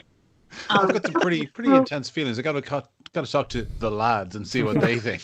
That's what yeah. My emotionally stunted child men. Just gonna talk to that guy with the raging erection over there. And see what he thinks. Yeah, he killed his father. He'll get it. Okay. I'm gonna get emotional advice from him. Yeah. I'm just looking at. Okay, so we're close. What do you want to do? What's the next step? Can possibly our attack also involve maybe a plea for solving non-violently? So hold on. I have a sort of idea that might work. I feel like we're all sort of paragons of certain aspects now, and something happened there back when we were in the water, and I don't know if it was good or bad. When we were combining things together. Did it feel like that's something we should or can't do? Oh, that was everyone felt it good in the loins, right? It felt great. Good in the I know. loins is incredible. It felt right. Well, I need a second to process this. I flipped through his book to the loins page. Oh, there's a whole chapter on this. It's like a choose your own adventure. They start burning, but then Not burning. Well, not spoilers. Like, we'll get there. Spoilers. I have an idea for how to combine some of our abilities. I think I might have taken initial notes incorrect. Am I correct in saying Huck is not the virtue of destruction, it's virtue? He's destruction. We were mislabeling of chaos for a while. Chaos, that was it. Okay. Prince Huck, if we were to combine our abilities, I'm hoping we could jump forward in time to a point of destruction and get some insight on what's happening. Shall we try? It's just, the points of destruction tends to be some of the most dangerous points I can think of to be. Well, what if we refined it down? So what if we combined it with Ignatius's? So I want to try and jump ahead to when either Rua or Bacchus are destroyed. A forward moment in time. What if we narrowed it down to when Bacchus is next created, if he's being reincarnated? So we combine 3 of our abilities to a very specific point in time to help me focus my abilities. And then in that moment, maybe Rua will be in a more emotionally vulnerable state and we can bargain something and get some insight towards what's going to happen when we're on the ground. I mean, you understand time and a lot also better than Randir is there. That's not to say he's useless. I just haven't thought of a way to incorporate him yet. No, that is exactly what you were saying. Yeah. Well, who needs a space to go to? I'll go stand over here. And Well, he walks onto the pinky. We'll need to. No, that I think about it. I don't want to teleport to that moment in time, 500 feet up in the air. Absolutely, we want to teleport to that place as well. So, apologies, my reasonably healthy friend. We can probably teleport to a specific space as well. By our powers combined, etc. Wes Player is bitter. It's just... Yeah, why? Ever since you found out Reiner had more HP, it's just gone downhill. This is very much a Wes versus Arlington situation. I feel like I'm the kid who wasn't picked for the team and then started walking away, and they were like, "Our mom will give out to us if we don't let him join in." So, Cousin Jerry's here. We have to play with him. I mean, it's me being true to my character because clearly I'm very thin-skinned. So whatever. So are you saying teleport, or are you saying go there and just watch it? Like I'm saying if I jump us forward in time, you and Prince Huck kind of narrow us into it. So, Prince Huck will get us forward to when either Rua or Bacchus die. You, Ignatius, will stop us going too far by being a buffer before Bacchus is created in a new life. And then Randir can narrow us to the specific point where that happens spatially. It's worth a shot. It could also destroy the universe, probably. So Iggy and Hook are essentially the GPS system in time, and I'm the guy who's going to park the car. I don't know what a car is, but yes. The cars. I haven't had sex. Do you think I have a driver's license? He's got a tattoo that says learner. They are in this world. The first thing you got to have is a horse and cart, or else no one's going to talk to you. I was going to say most people learn to do the first one, but maybe that's not true. No. In Arlington's first lesson, he put the cart before the horse. Yeah. Just sums him up as a person, I suppose. Exactly. So we doing this? Yeah, break it down for me. Or Iggy, you go first, because I need to be caught up. I'm confused. We don't. I mean, Can I? Do we think that Bacchus might die at any point, right? Do you think she's waiting for him to die to be created? She could just kill him. I think Bacchus is stable. I think if anyone is going to, basically, there's going to be a conflict, and one of them is going to die. I think she might be too far gone that she's either going to kill him, he's going to die and she'll be upset about it and she'll arrive not too soon after. He helps us kill her. Or, worst case scenario, we have to bait her out by killing him. I hope it doesn't come to that, obviously. The darkest timeline sort of thing. I have an alternate suggestion based on your plan. If you'd be happy to listen to me out. Okay, it's pretty airtight, but whatever you think is better than that. How about we use your ability as time? I mean, it's great. It's a great idea.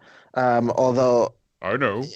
How about we use your ability to try to find a perfect moment That of time? moment in time, I believe, to be fair, more than a minute has passed. Correct? Yeah, I'd say this is a minute's conversation. Uh-oh. Bigby's hand disappears. No, I mean it's not. It's like 40 seconds. I think it was exactly sorry. 50. I'd say it was about 54 seconds. Yeah, another Bigby's hand, and I will use up the spell slot reset resources while I can. Ooh, Yes. ooh, ooh. How about Why am I more erect? Oh, I really don't want to be standing over here. Sudden pressure change, I suppose. I don't know. It's the air pressure. It's not actual excitement. It's just an air pressure thing. Some people shoot me. I actually don't think I can actually do this for that long. Can I actually maybe put us down, or are we sure we don't want to just go in and talk to Rua? We're slowly moving down, right? This whole time. Yeah, very slowly. Yeah. We're really high up in the air. Prepare for your doom. Very slowly. Like a falling leaf. Yeah, we zoom super far out and we see a tiny hand and a tiny beam. It's like, I'm coming for you. What the hell is that? What the hell is that sound? Okay. The thinking we're hearing. Quickly, Can Huck, we- quickly. Can we try to get to? You're right. She might either finish the spell, or someone might die. But how about we use your aspect of time to try to create a perfect moment where we're able to talk to her. I mean, what's the perfect moment? Well, you're the time person. Can I help there?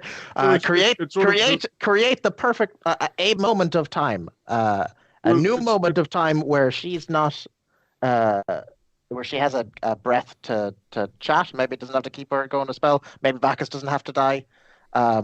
Well, no, maybe you're right. We can go back to this point. That's kind of why I'm thinking using you two as a locator will give us a moment of emotional vulnerability, because I can't really. It's very hard to pinpoint a specific moment. That's the one trade-off of this thing. I feel like it's borderline broken, but kind of like spinning the roulette wheel. Okay, well, if you're looking for a moment in which to talk to her, then maybe I could just answer the message that she sent me like a day ago, and she'd probably want to talk to us. She sent you a message? Did we know this? Yes.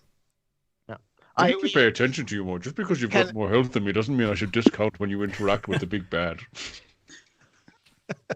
You could use it to distract her.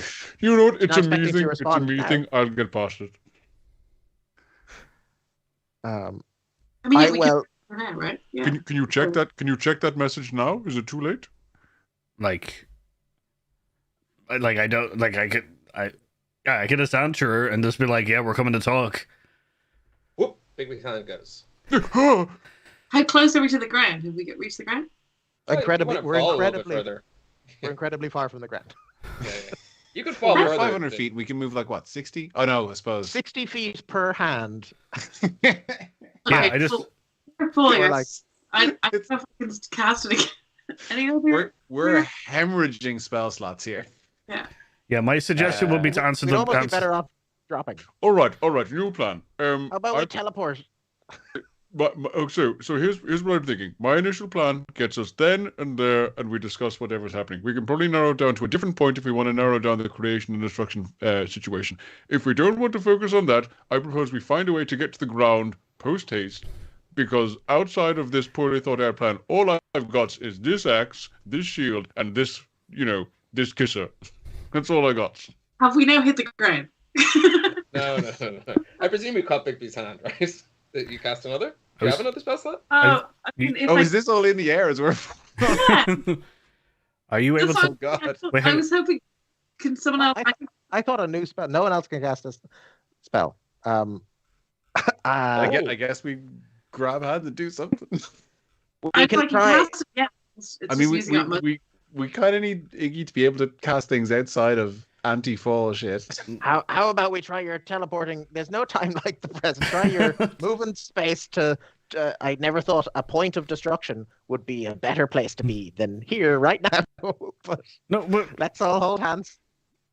shouldn't I just try to change our position? I could just change space.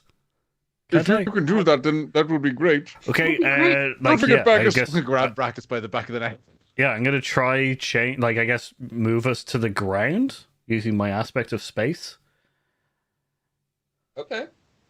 Like I also want to point out that I also like want to have Iggy create something soft enough that when we get there, we don't suddenly just disintegrate into the ground. Can I make sure that we hit the ground very, very slowly? At the right time. Almost as if slowing down time for a minute of the Yeah. spell would have been a good thing, I suppose. You could have given yourself hours on that hand. But yes, let's do this instead. Though we would have talked slowly as well. Oh, yeah, sure. I obviously thought of that. I'll not destroy our landing. That's what I'll do. Cool. That's Yeah. Keep the landing intact. you destroyed the You- problem. What you should destroy is your velocity. I would recommend destroying your velocity. Is that a thing? That doesn't sound like science. I think None if I of destroy this- the velocity, that would be the same as hitting a wall. No. The rest Oh, is yeah. according to physics. The rest is perfectly scientifically sound, but that one Your thing. speed. The speed in which you're plummeting is the thing I'd like to destroy. Okay, so Randy, you Yes. are trying to teleport yourselves all to the ground, and Iggy, you were trying to create, if that's what you'd like to do, create a soft spot to land. You don't have to follow Randy's instructions, but Yeah, I want to help that happen. give me rolls. Yeah. And Arlington, also give me a roll because you're trying to slow down the time. You're trying to create a temporal pocket of time in which to. Yeah, maybe. I mean, I don't know if it'll slow the actual velocity with which we're moving, but just to even give the other two more time to activate their abilities to increase their odds of survival. Yeah, What kind of roll is it? It's just a base. it's just a 20. D20 plus 8. Oh, cool. Oh, Plus 8 for each of us. Ooh, Yeah, you all have the equal level of experience. Oh, in yeah. this thing. Am 26. I rolling just to be a part of it? Nice. Get rid of. yeah. I got 24 altogether then. Oh, fuck me. 14 for time. Can I do Flash You of know, Genius to give zero. them a +4? You can do. Make it an 18. Yeah. 18 for time. Hook, were you doing something in this? Not destroying? I mean, it's hard to find a place for destruction, not destroying our chances. I That rolled would be a it. good way for I like rolled checks it. and balances. I Like, this all rolled it. goes well, but someone dies. I rolled incredibly well for that. Oh, good. 20. It's +8, right? 27. 27. All of these rolls are incredible. And only moments ago were two of your abilities working in unison, and now all four of them are working together. I'm not going to describe what happens next. You are. So, starting with. See you Randir. next episode. I am now done because you've now mastered Campaign time, over. space, creation, destruction. I've taught you everything I can. Good day. Yeah. We're the DMs. Randir, you are trying to teleport you down. Yes. What does that look? No, it happens, but what does it look like? So I think he's going to, I think like when he was in the water, he's going to kind of group his hands together and create a sphere again, and then it kind of grows and grows and grows, and it suddenly envelops us. And it's like in Terminator, the sphere when the Terminator arrives, like Oh, nice. like appears down How on the like ground. Terminator? Just how do you make it? Not in the way that we can't bring any inorganic kind of things, Okay, which so- I would also like to point out that the It's gonna be middle alchemy. part of a Terminator is in organic. But anyway, Yeah, it just the And your visuals cauldron, your and swords, and your relics of ancient power. like It'll just be Arlington comes back naked with his massive erection and steals someone's clothes. just the visual. So it's just when it I guess hits when it appears on the grounds, it kind of just it's a silver sphere, kind of like with power, kind of I guess surging off it, and then it dissipates with us in it. Nice. But before we all start rolling super heavily, I want to make sure that my time magic is making sure we only make a little banging as we hit the ground. Oh, Okay. Yeah. Yeah. I Just don't a I don't little- know if I don't know if throwing smush in is a good word to throw No, in. that's the opposite of what we want. We Yeah, don't want to smush in this situation. It feels like a light, a light Iggy. smush. What are you creating for Oh, yourselves smush to implies land death. on the ground?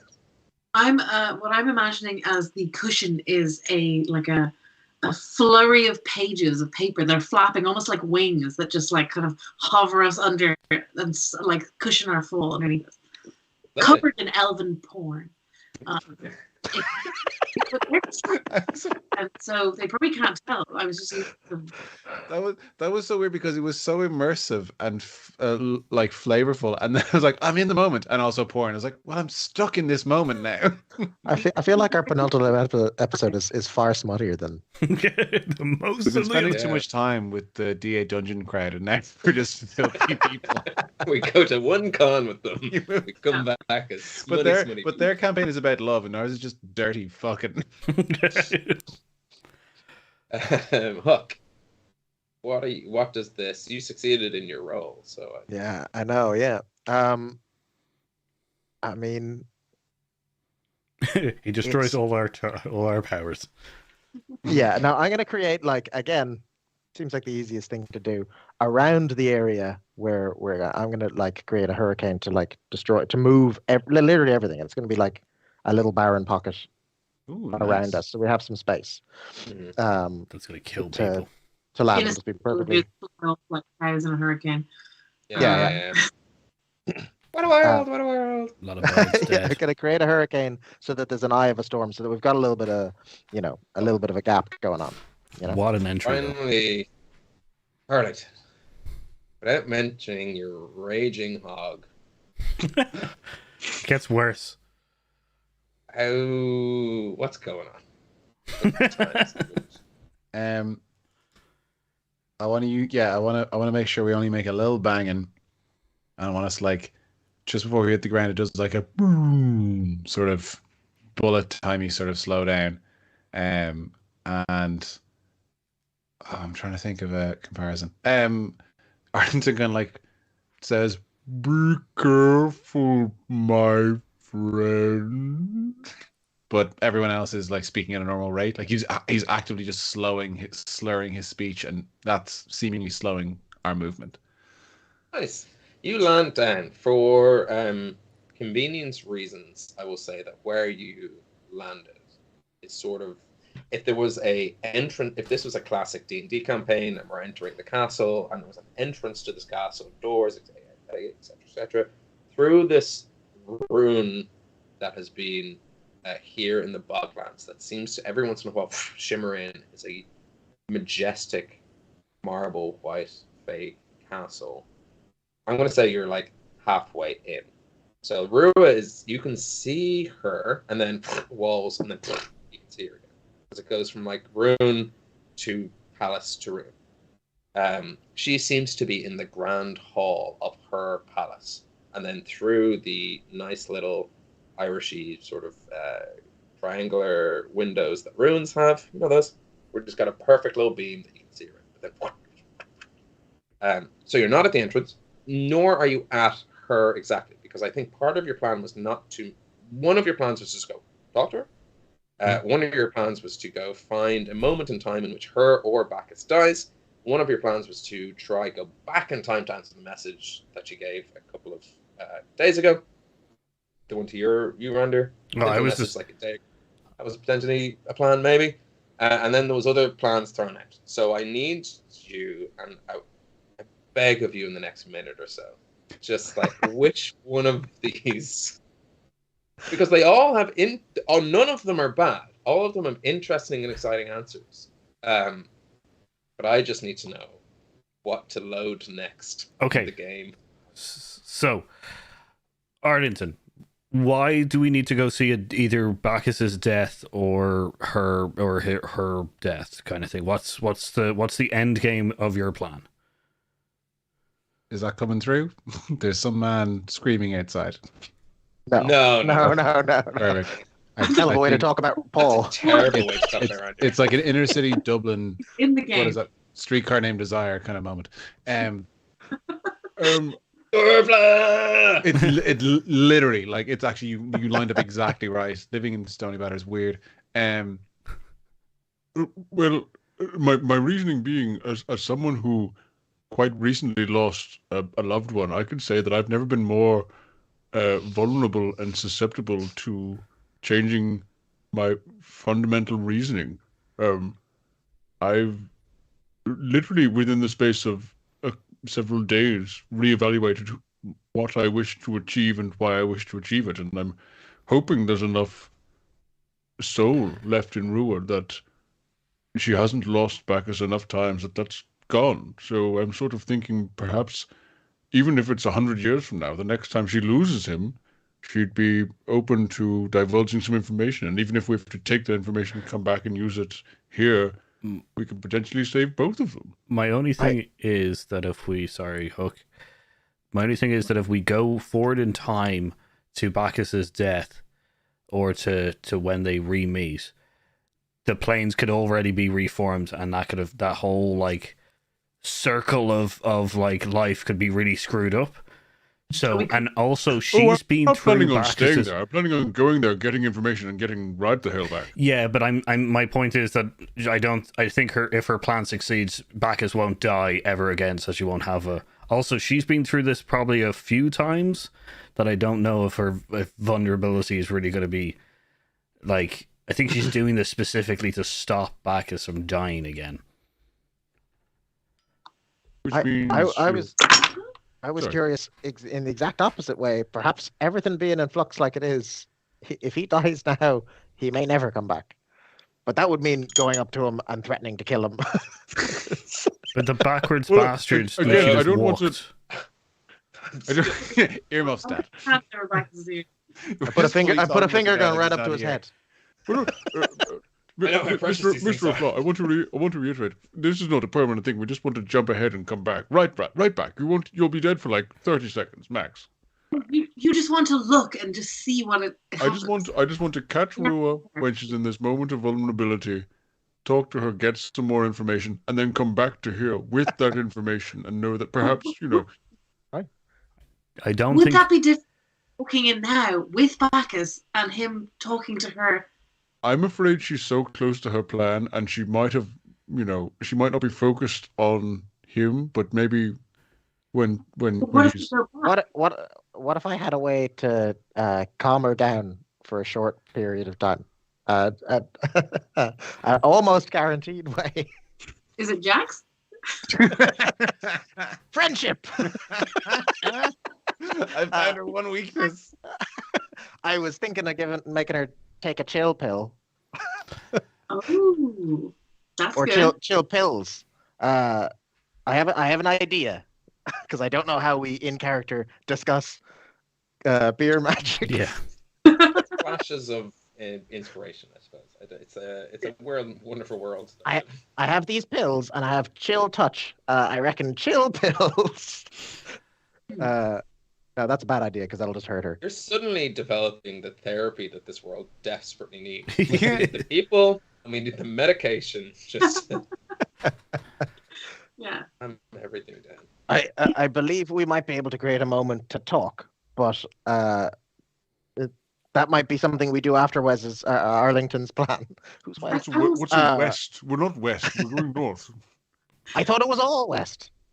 I will say, as much as I would love the solution to this, and I'm going to gesture at the sort of worlds colliding and like people in peril, is that, my parents get back together. But I am open to the fact if she's not reasonable, we need to cast her out. We need to this to save people's lives. So it's bigger than is what I'm saying. And I'm looking at Bacchus hoping he understands. Yeah, and just for narrative reasons, we cut to Rua in the middle of a ritual, and she does a quick check-in on Huck's punks, and it's like, oh, so boring. What are we talking about there? Oh, so boring. Okay, at least I'm safe here. They couldn't possibly be mere hundreds of feet away, because they're talking about boring stuff, so we're boring. All of this, for a moment, all of you work together, and now it seems all of you are working apart. And I think, and you asked us for this thing, we didn't come up with what we were going to do. And I don't know if this is narrative. Hang on, lads. My internet's kind of screwing up. Pardon? The stream's screwing up. I think you're still here. Stream screwing up. I don't know if it's narratively satisfying. The screen is broken. I think we're okay. No, the visuals are going messed up. That's okay. It thematically it works okay. nicely for the fractured nature of the party at the moment. Right here at the final. Yeah. moment. If they can hear us, then that's something. We're jumping around. So Paul is clear. It's a bunch of character art and Paul. Yep. So it looks like Paul's playing with his toys. Do let us know in the sidebar if you can hear us, because if you can hear us, great. Oh, I think we're okay. I think we're back. Yeah, I think it's steady down there. I think it was just a blip. Looks like we're back. It really looked like Paul was playing with a bunch of art, being like, "Oh, what do you think we should do?" Nope, it's back. Okay. It's happening again. Yes. Oh no. The fractured no- reality. There's no responses on the chat as well. It feels like everything's bad. Yeah, Lindsay says we're a bit messed up. Yeah, I'm watching a live feed as well. Steady on, internet. Steady on. Whoa. In the meantime, while we're figuring out our plan, let's be real here. Every plan I've put out is against all the big numbers I have on my sheet. If we want to go in there and just start smacking this person real hard, I'll do a lot better. No, see, we want to go in and talk first. I don't get what the plan is, Wes. That's it. I actually don't get it. Neither do I. No, there's no plan. What I'm saying is I'm coming up with abstract solutions. But if we want to go in there and beat the shit out of your mom, No, we don't. That's probably what I'll do better. We don't want to go in No and just one beat her wants to shit. do that. We want to talk first. See if we can talk her down. We literally have her family with us. Absolutely. The thing is, Paul, and this is important, I have a -1 to performance and a +13 to athletics. So let's all just bear that in mind. Yeah. Well, that's how you get us. We still have to get there. You can athletic us. Yeah. I can do push-ups in the background. I'm also saying that more than likely we are going to end up fighting. It's just. I think it's worth trying the back. Yeah, it's worth trying the chat thing. There is a few here that have charisma that I'm not going to be doing the talking. Unless it's specifically about logic. Fucking +15 and shit. And narratively speaking, it should be you. Okay, I think we're back. I think we are back. I think we're Yes. I think we seemingly have rejoined ourselves. I do like it thematically when I was just like, you were so unified, and then a fractured party, once again, you have become. But I was thinking potentially a way to do this I think could be interesting in this moment of time, because you're about time and space and creation and destruction. Reality itself splits in 4, and all 4 plans happen at once. Oh, Ben, I'm so proud of you. I think that's the way to do this, and to see if we can tie this all together as everything. Oh God! So do we all get to achieve our own plans? Maybe. Or maybe as some are resolved, they merge into others that seemingly are aligned. I want you to all roll initiative, because I don't want to pick who goes first. And bear in mind that as this is happening, you get every piece of information that happens in one person's plan. Okay, so I have advantage on initiative, and I just got my second roll was a nat 20 again, if that matters at all. But it's initiative, so I probably won't. I rolled a 1 on my initiative. Can I re-roll ones if they're initiative rolls? I believe so. Yeah. Great. Anyone? Can you imagine going back in time to episode 1 of this show, I suppose session 3 or 4, and telling Ben then that you were like, we're in the final the end game of our moment, and everyone had different versions of reality, so I gave them all 4 at the same time, and that was fine. They all got what they wanted. Keelan, That 10 didn't say overall. I rolled a 10 2. I rerolled my 1 into a 2. Iggy, You know. how did you? 14? 15. 15. And Randir? 16. 16, just ahead.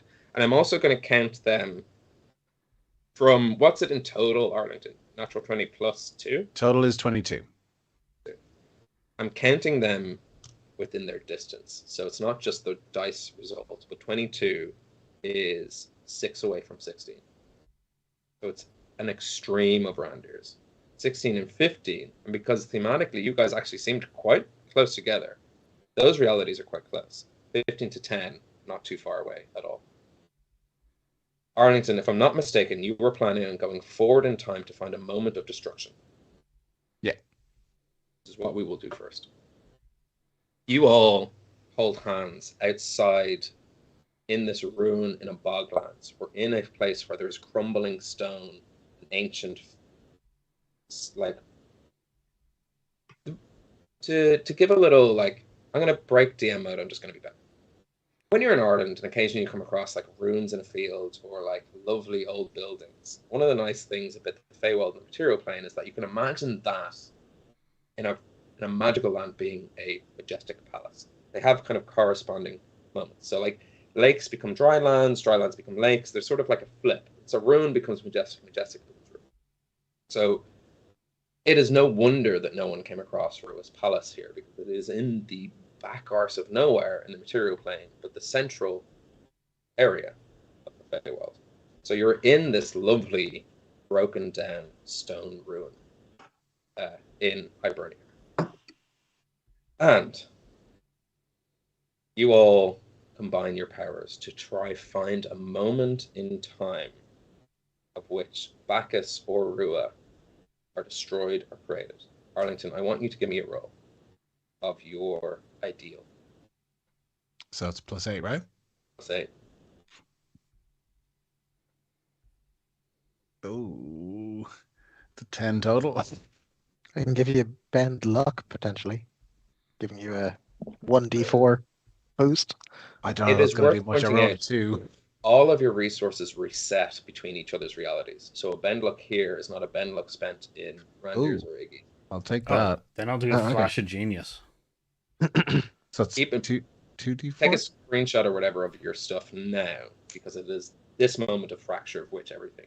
So flash of genius just gives you a +4.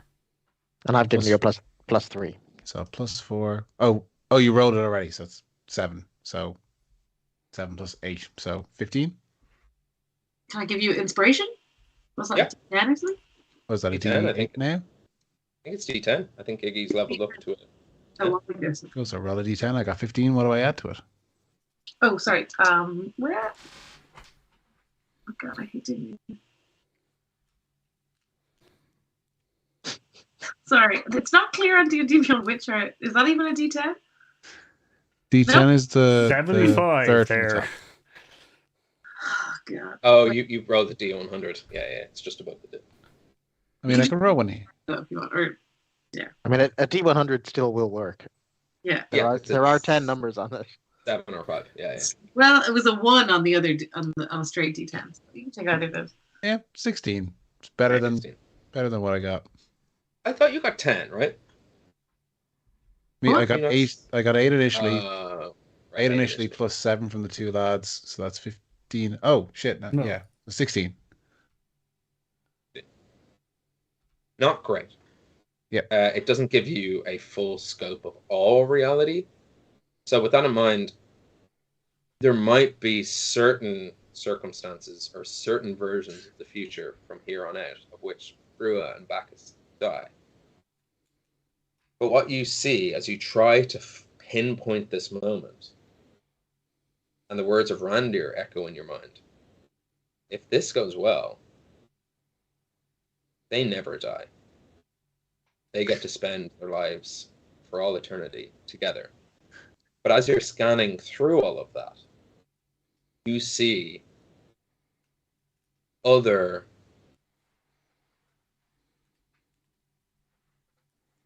not other.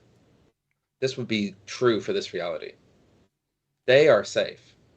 They never die. they get to live in happiness forever in the Feywild with Iggy when she's at home.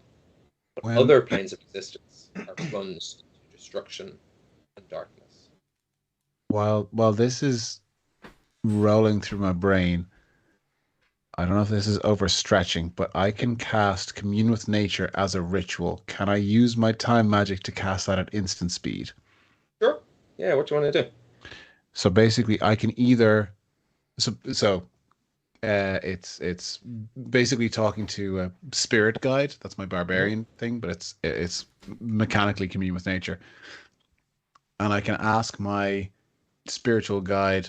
I can gain knowledge of up to 3 facts of my choice about any of the following subjects: terrain and bodies of water, prevalent plants, minerals, animals, or peoples, powerful celestials, fae, fiends, elementals, or undead, influence from other planes of existence, or buildings. And I can ask them one at a time and get information. Would I be able to cast that as a non-ritual? Ask me your questions. I want to try and, like, in this like stream of time and consciousness, I want to try and track down a powerful fae, being Rua, to try and like narrow down my search. Because if I haven't like locked onto a specific point in time, be like, where is she specifically in all of these moments? So hopefully, whatever moment I land on, it's a her moment. And then influence from other planes of existence, like a moment where she's trying to cross over the different planes of existence. So hopefully a pivotal moment when she's trying to blend the realities together. And then prevalent plants, minerals, animals, or peoples. I'm hoping that Bacchus is prevalent to her specifically. So a moment when Bacchus is there as well.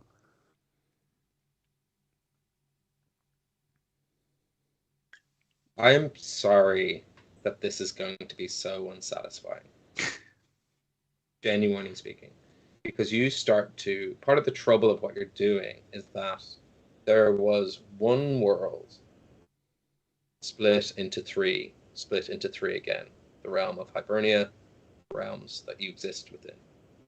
From this moment in time, provided everything goes according to plan, there are infinite worlds. Magic has been unleashed and harnessed and let loose without anything to contain it, which means, like what you've seen before, when magic sort of touched against something and a whole world of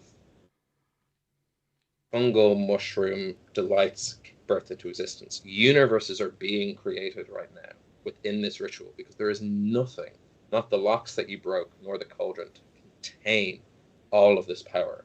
The power has nowhere to go, so it is just doing what magic does. Create and create and create. And it is exponentially creating infinite worlds.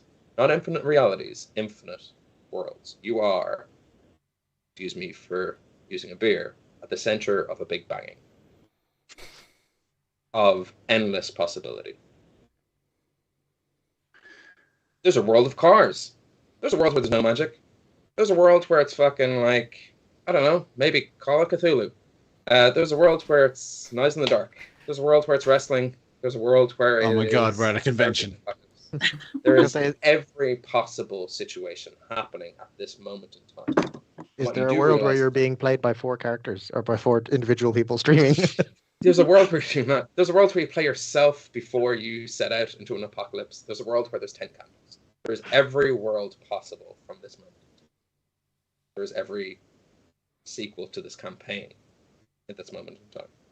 And are these all happening at once, or is it kind of like a scrolling Rolodex kind of thing? They're happening through time. Okay. Interesting enough, in some of these worlds, the name Randir comes up. He is a brewing god. In some of these worlds, the name Ignatius comes up. He is a goddess of death. In some of these worlds, Arlington and Hook also come up. They seem to be part of an ancient pantheon of people who caused their creation. And you narrow down into Rua. She's in the Feywild of this world. She's with Bacchus. You hone in on him. They are living a happy and peaceful life. You try to hone in on a time when she's bringing the planes together, and the only time in which that happens is right here, right now.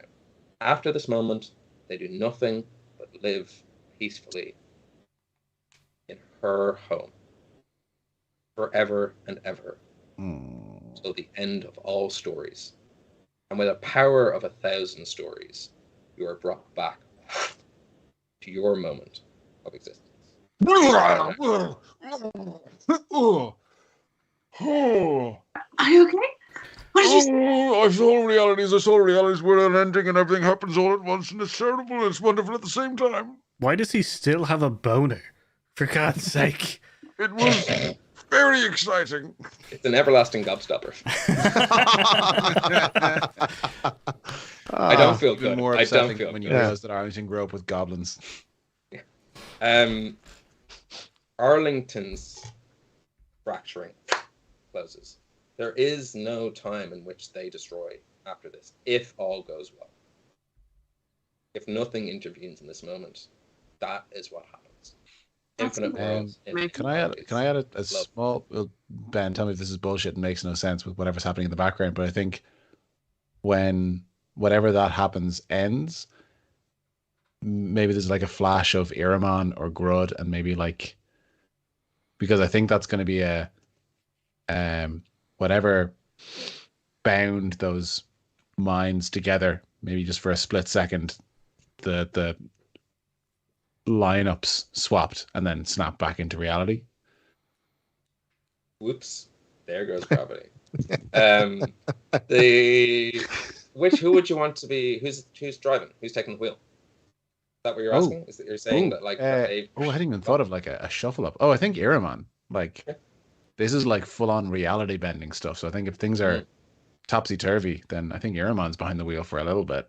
Iramon knows, as High King of Hibernia, that the reality that also exists in that, as much as it's very nice for Rua and Bacchus and Iggy, and as much as it's very nice for all of creation, there's life that doesn't exist yet that will exist after this moment of time because magic has been unleashed. Hibernia is at the center of that, and Iramon is High King of Hibernia. So the question becomes, to protect the realm, do you stop life from existing and creating ad infinitum? Is that the right Latin?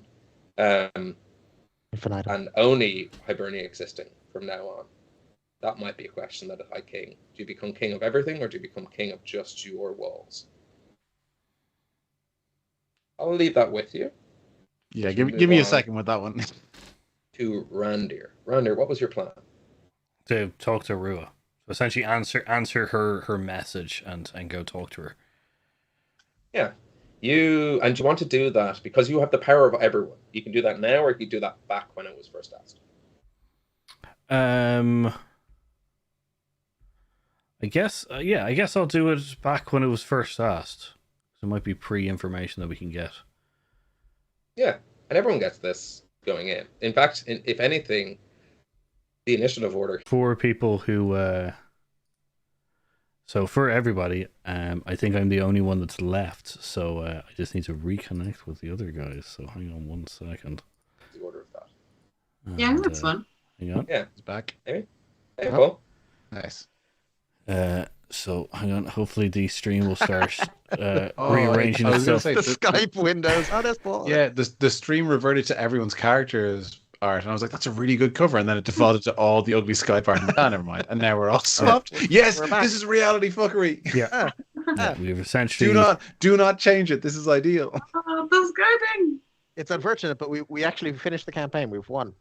This is ideal. It's reality is bending, and we're all switched around, but Ben is still in the DM panel, so it actually still. We've all been caught here for another 4 years. We've just been trapped. Yeah. Welcome back to episode 1 of Homebrew. This isn't a joke. Free us. Weird. If anyone can hear us. There's like a tiny little pole on top of Arlington's hand. Yeah, Or no, I know. Randir. He's in the pint glass. there. Yeah. So Oh God. this is bananas. I don't know what's going on. My internet connection's being screwy. So Barry's giving us the point at which it froze. so yeah, Do you want to just swap to the character art in the meantime, and then we'll let it stabilize, and we'll just kind of plow through podcast style. yeah. Opa podcast guy. That's what that song is about, obviously. So I think pretty much your 3 ones are kind of screwing up. So there we go.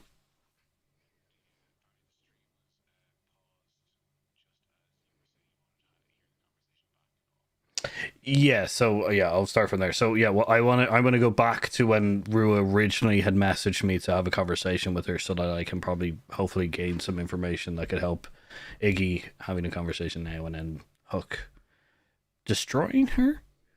Yes, yeah. What I really like about everything that's happened tonight, and I'm excited about it, is that we were saying, Paul, while you dropped, that potentially the very final episode could be you, Huck, and Iggy's like reality of this. But I think we can get a little bit into that, and the reason I'm excited about that is that a big bad battle takes fucking ages. Yeah. That's D&D. It's really enjoyable to play, but when you only have 2.5 hours in 2 weeks' time to get that all in, what's nice is that we have a lovely point of if any of this ends in fighting, be able to be like, hey, fucking fight. And we don't know who wins, which I think is kind of exciting. Or we can do a couple of like bits and bobs and yada yada yada. But everything that happened in Arlington's has happened. But that doesn't mean that everything that happens in Renders also has happened, etc., etc. So there's multiple endings to the show, which is a really good cop-out. And it was all a dream.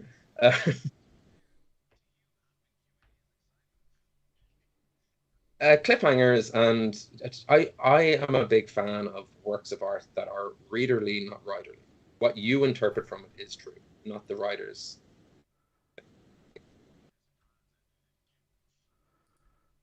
Yeah, well, I mean, I woke up this morning.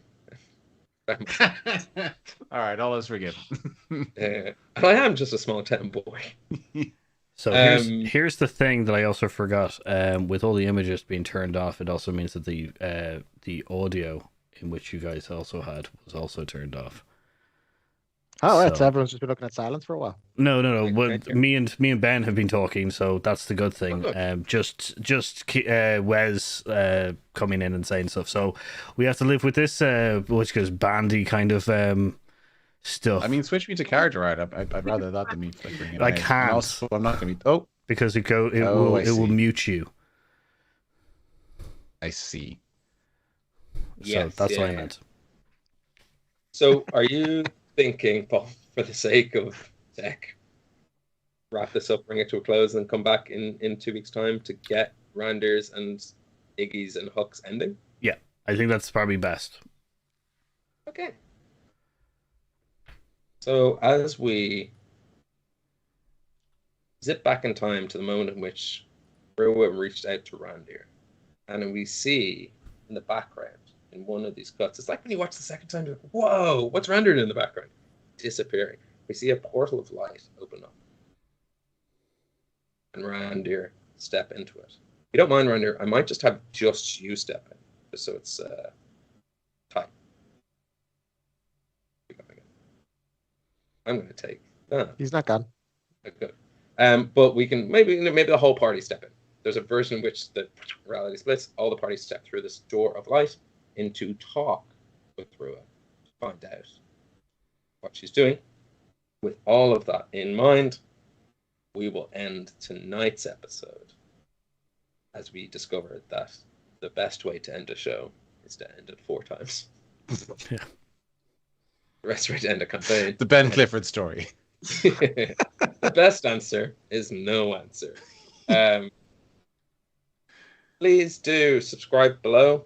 Although we are bringing campaign 1 to a close, that does not mean, as people very nicely have gotten in touch and be like, "Are you stopping?" It's like, no. We're just finishing it. And with no relief in their voice either. So don't, that's not what they were saying. Oh my god. We will be back in 2 years. 2 years. 2 years. Whoa. That's no, we're not one stopping. sentence you undid all the things you said before. Don't worry, we're not stopping. We'll be back in 2 years. I mean, 2 weeks. Sure, yeah. We'll be back in 2 weeks. So just because Ben is wearing green plaid with brown stripes does not mean this is The Last of Us. We'll keep going. Thank you.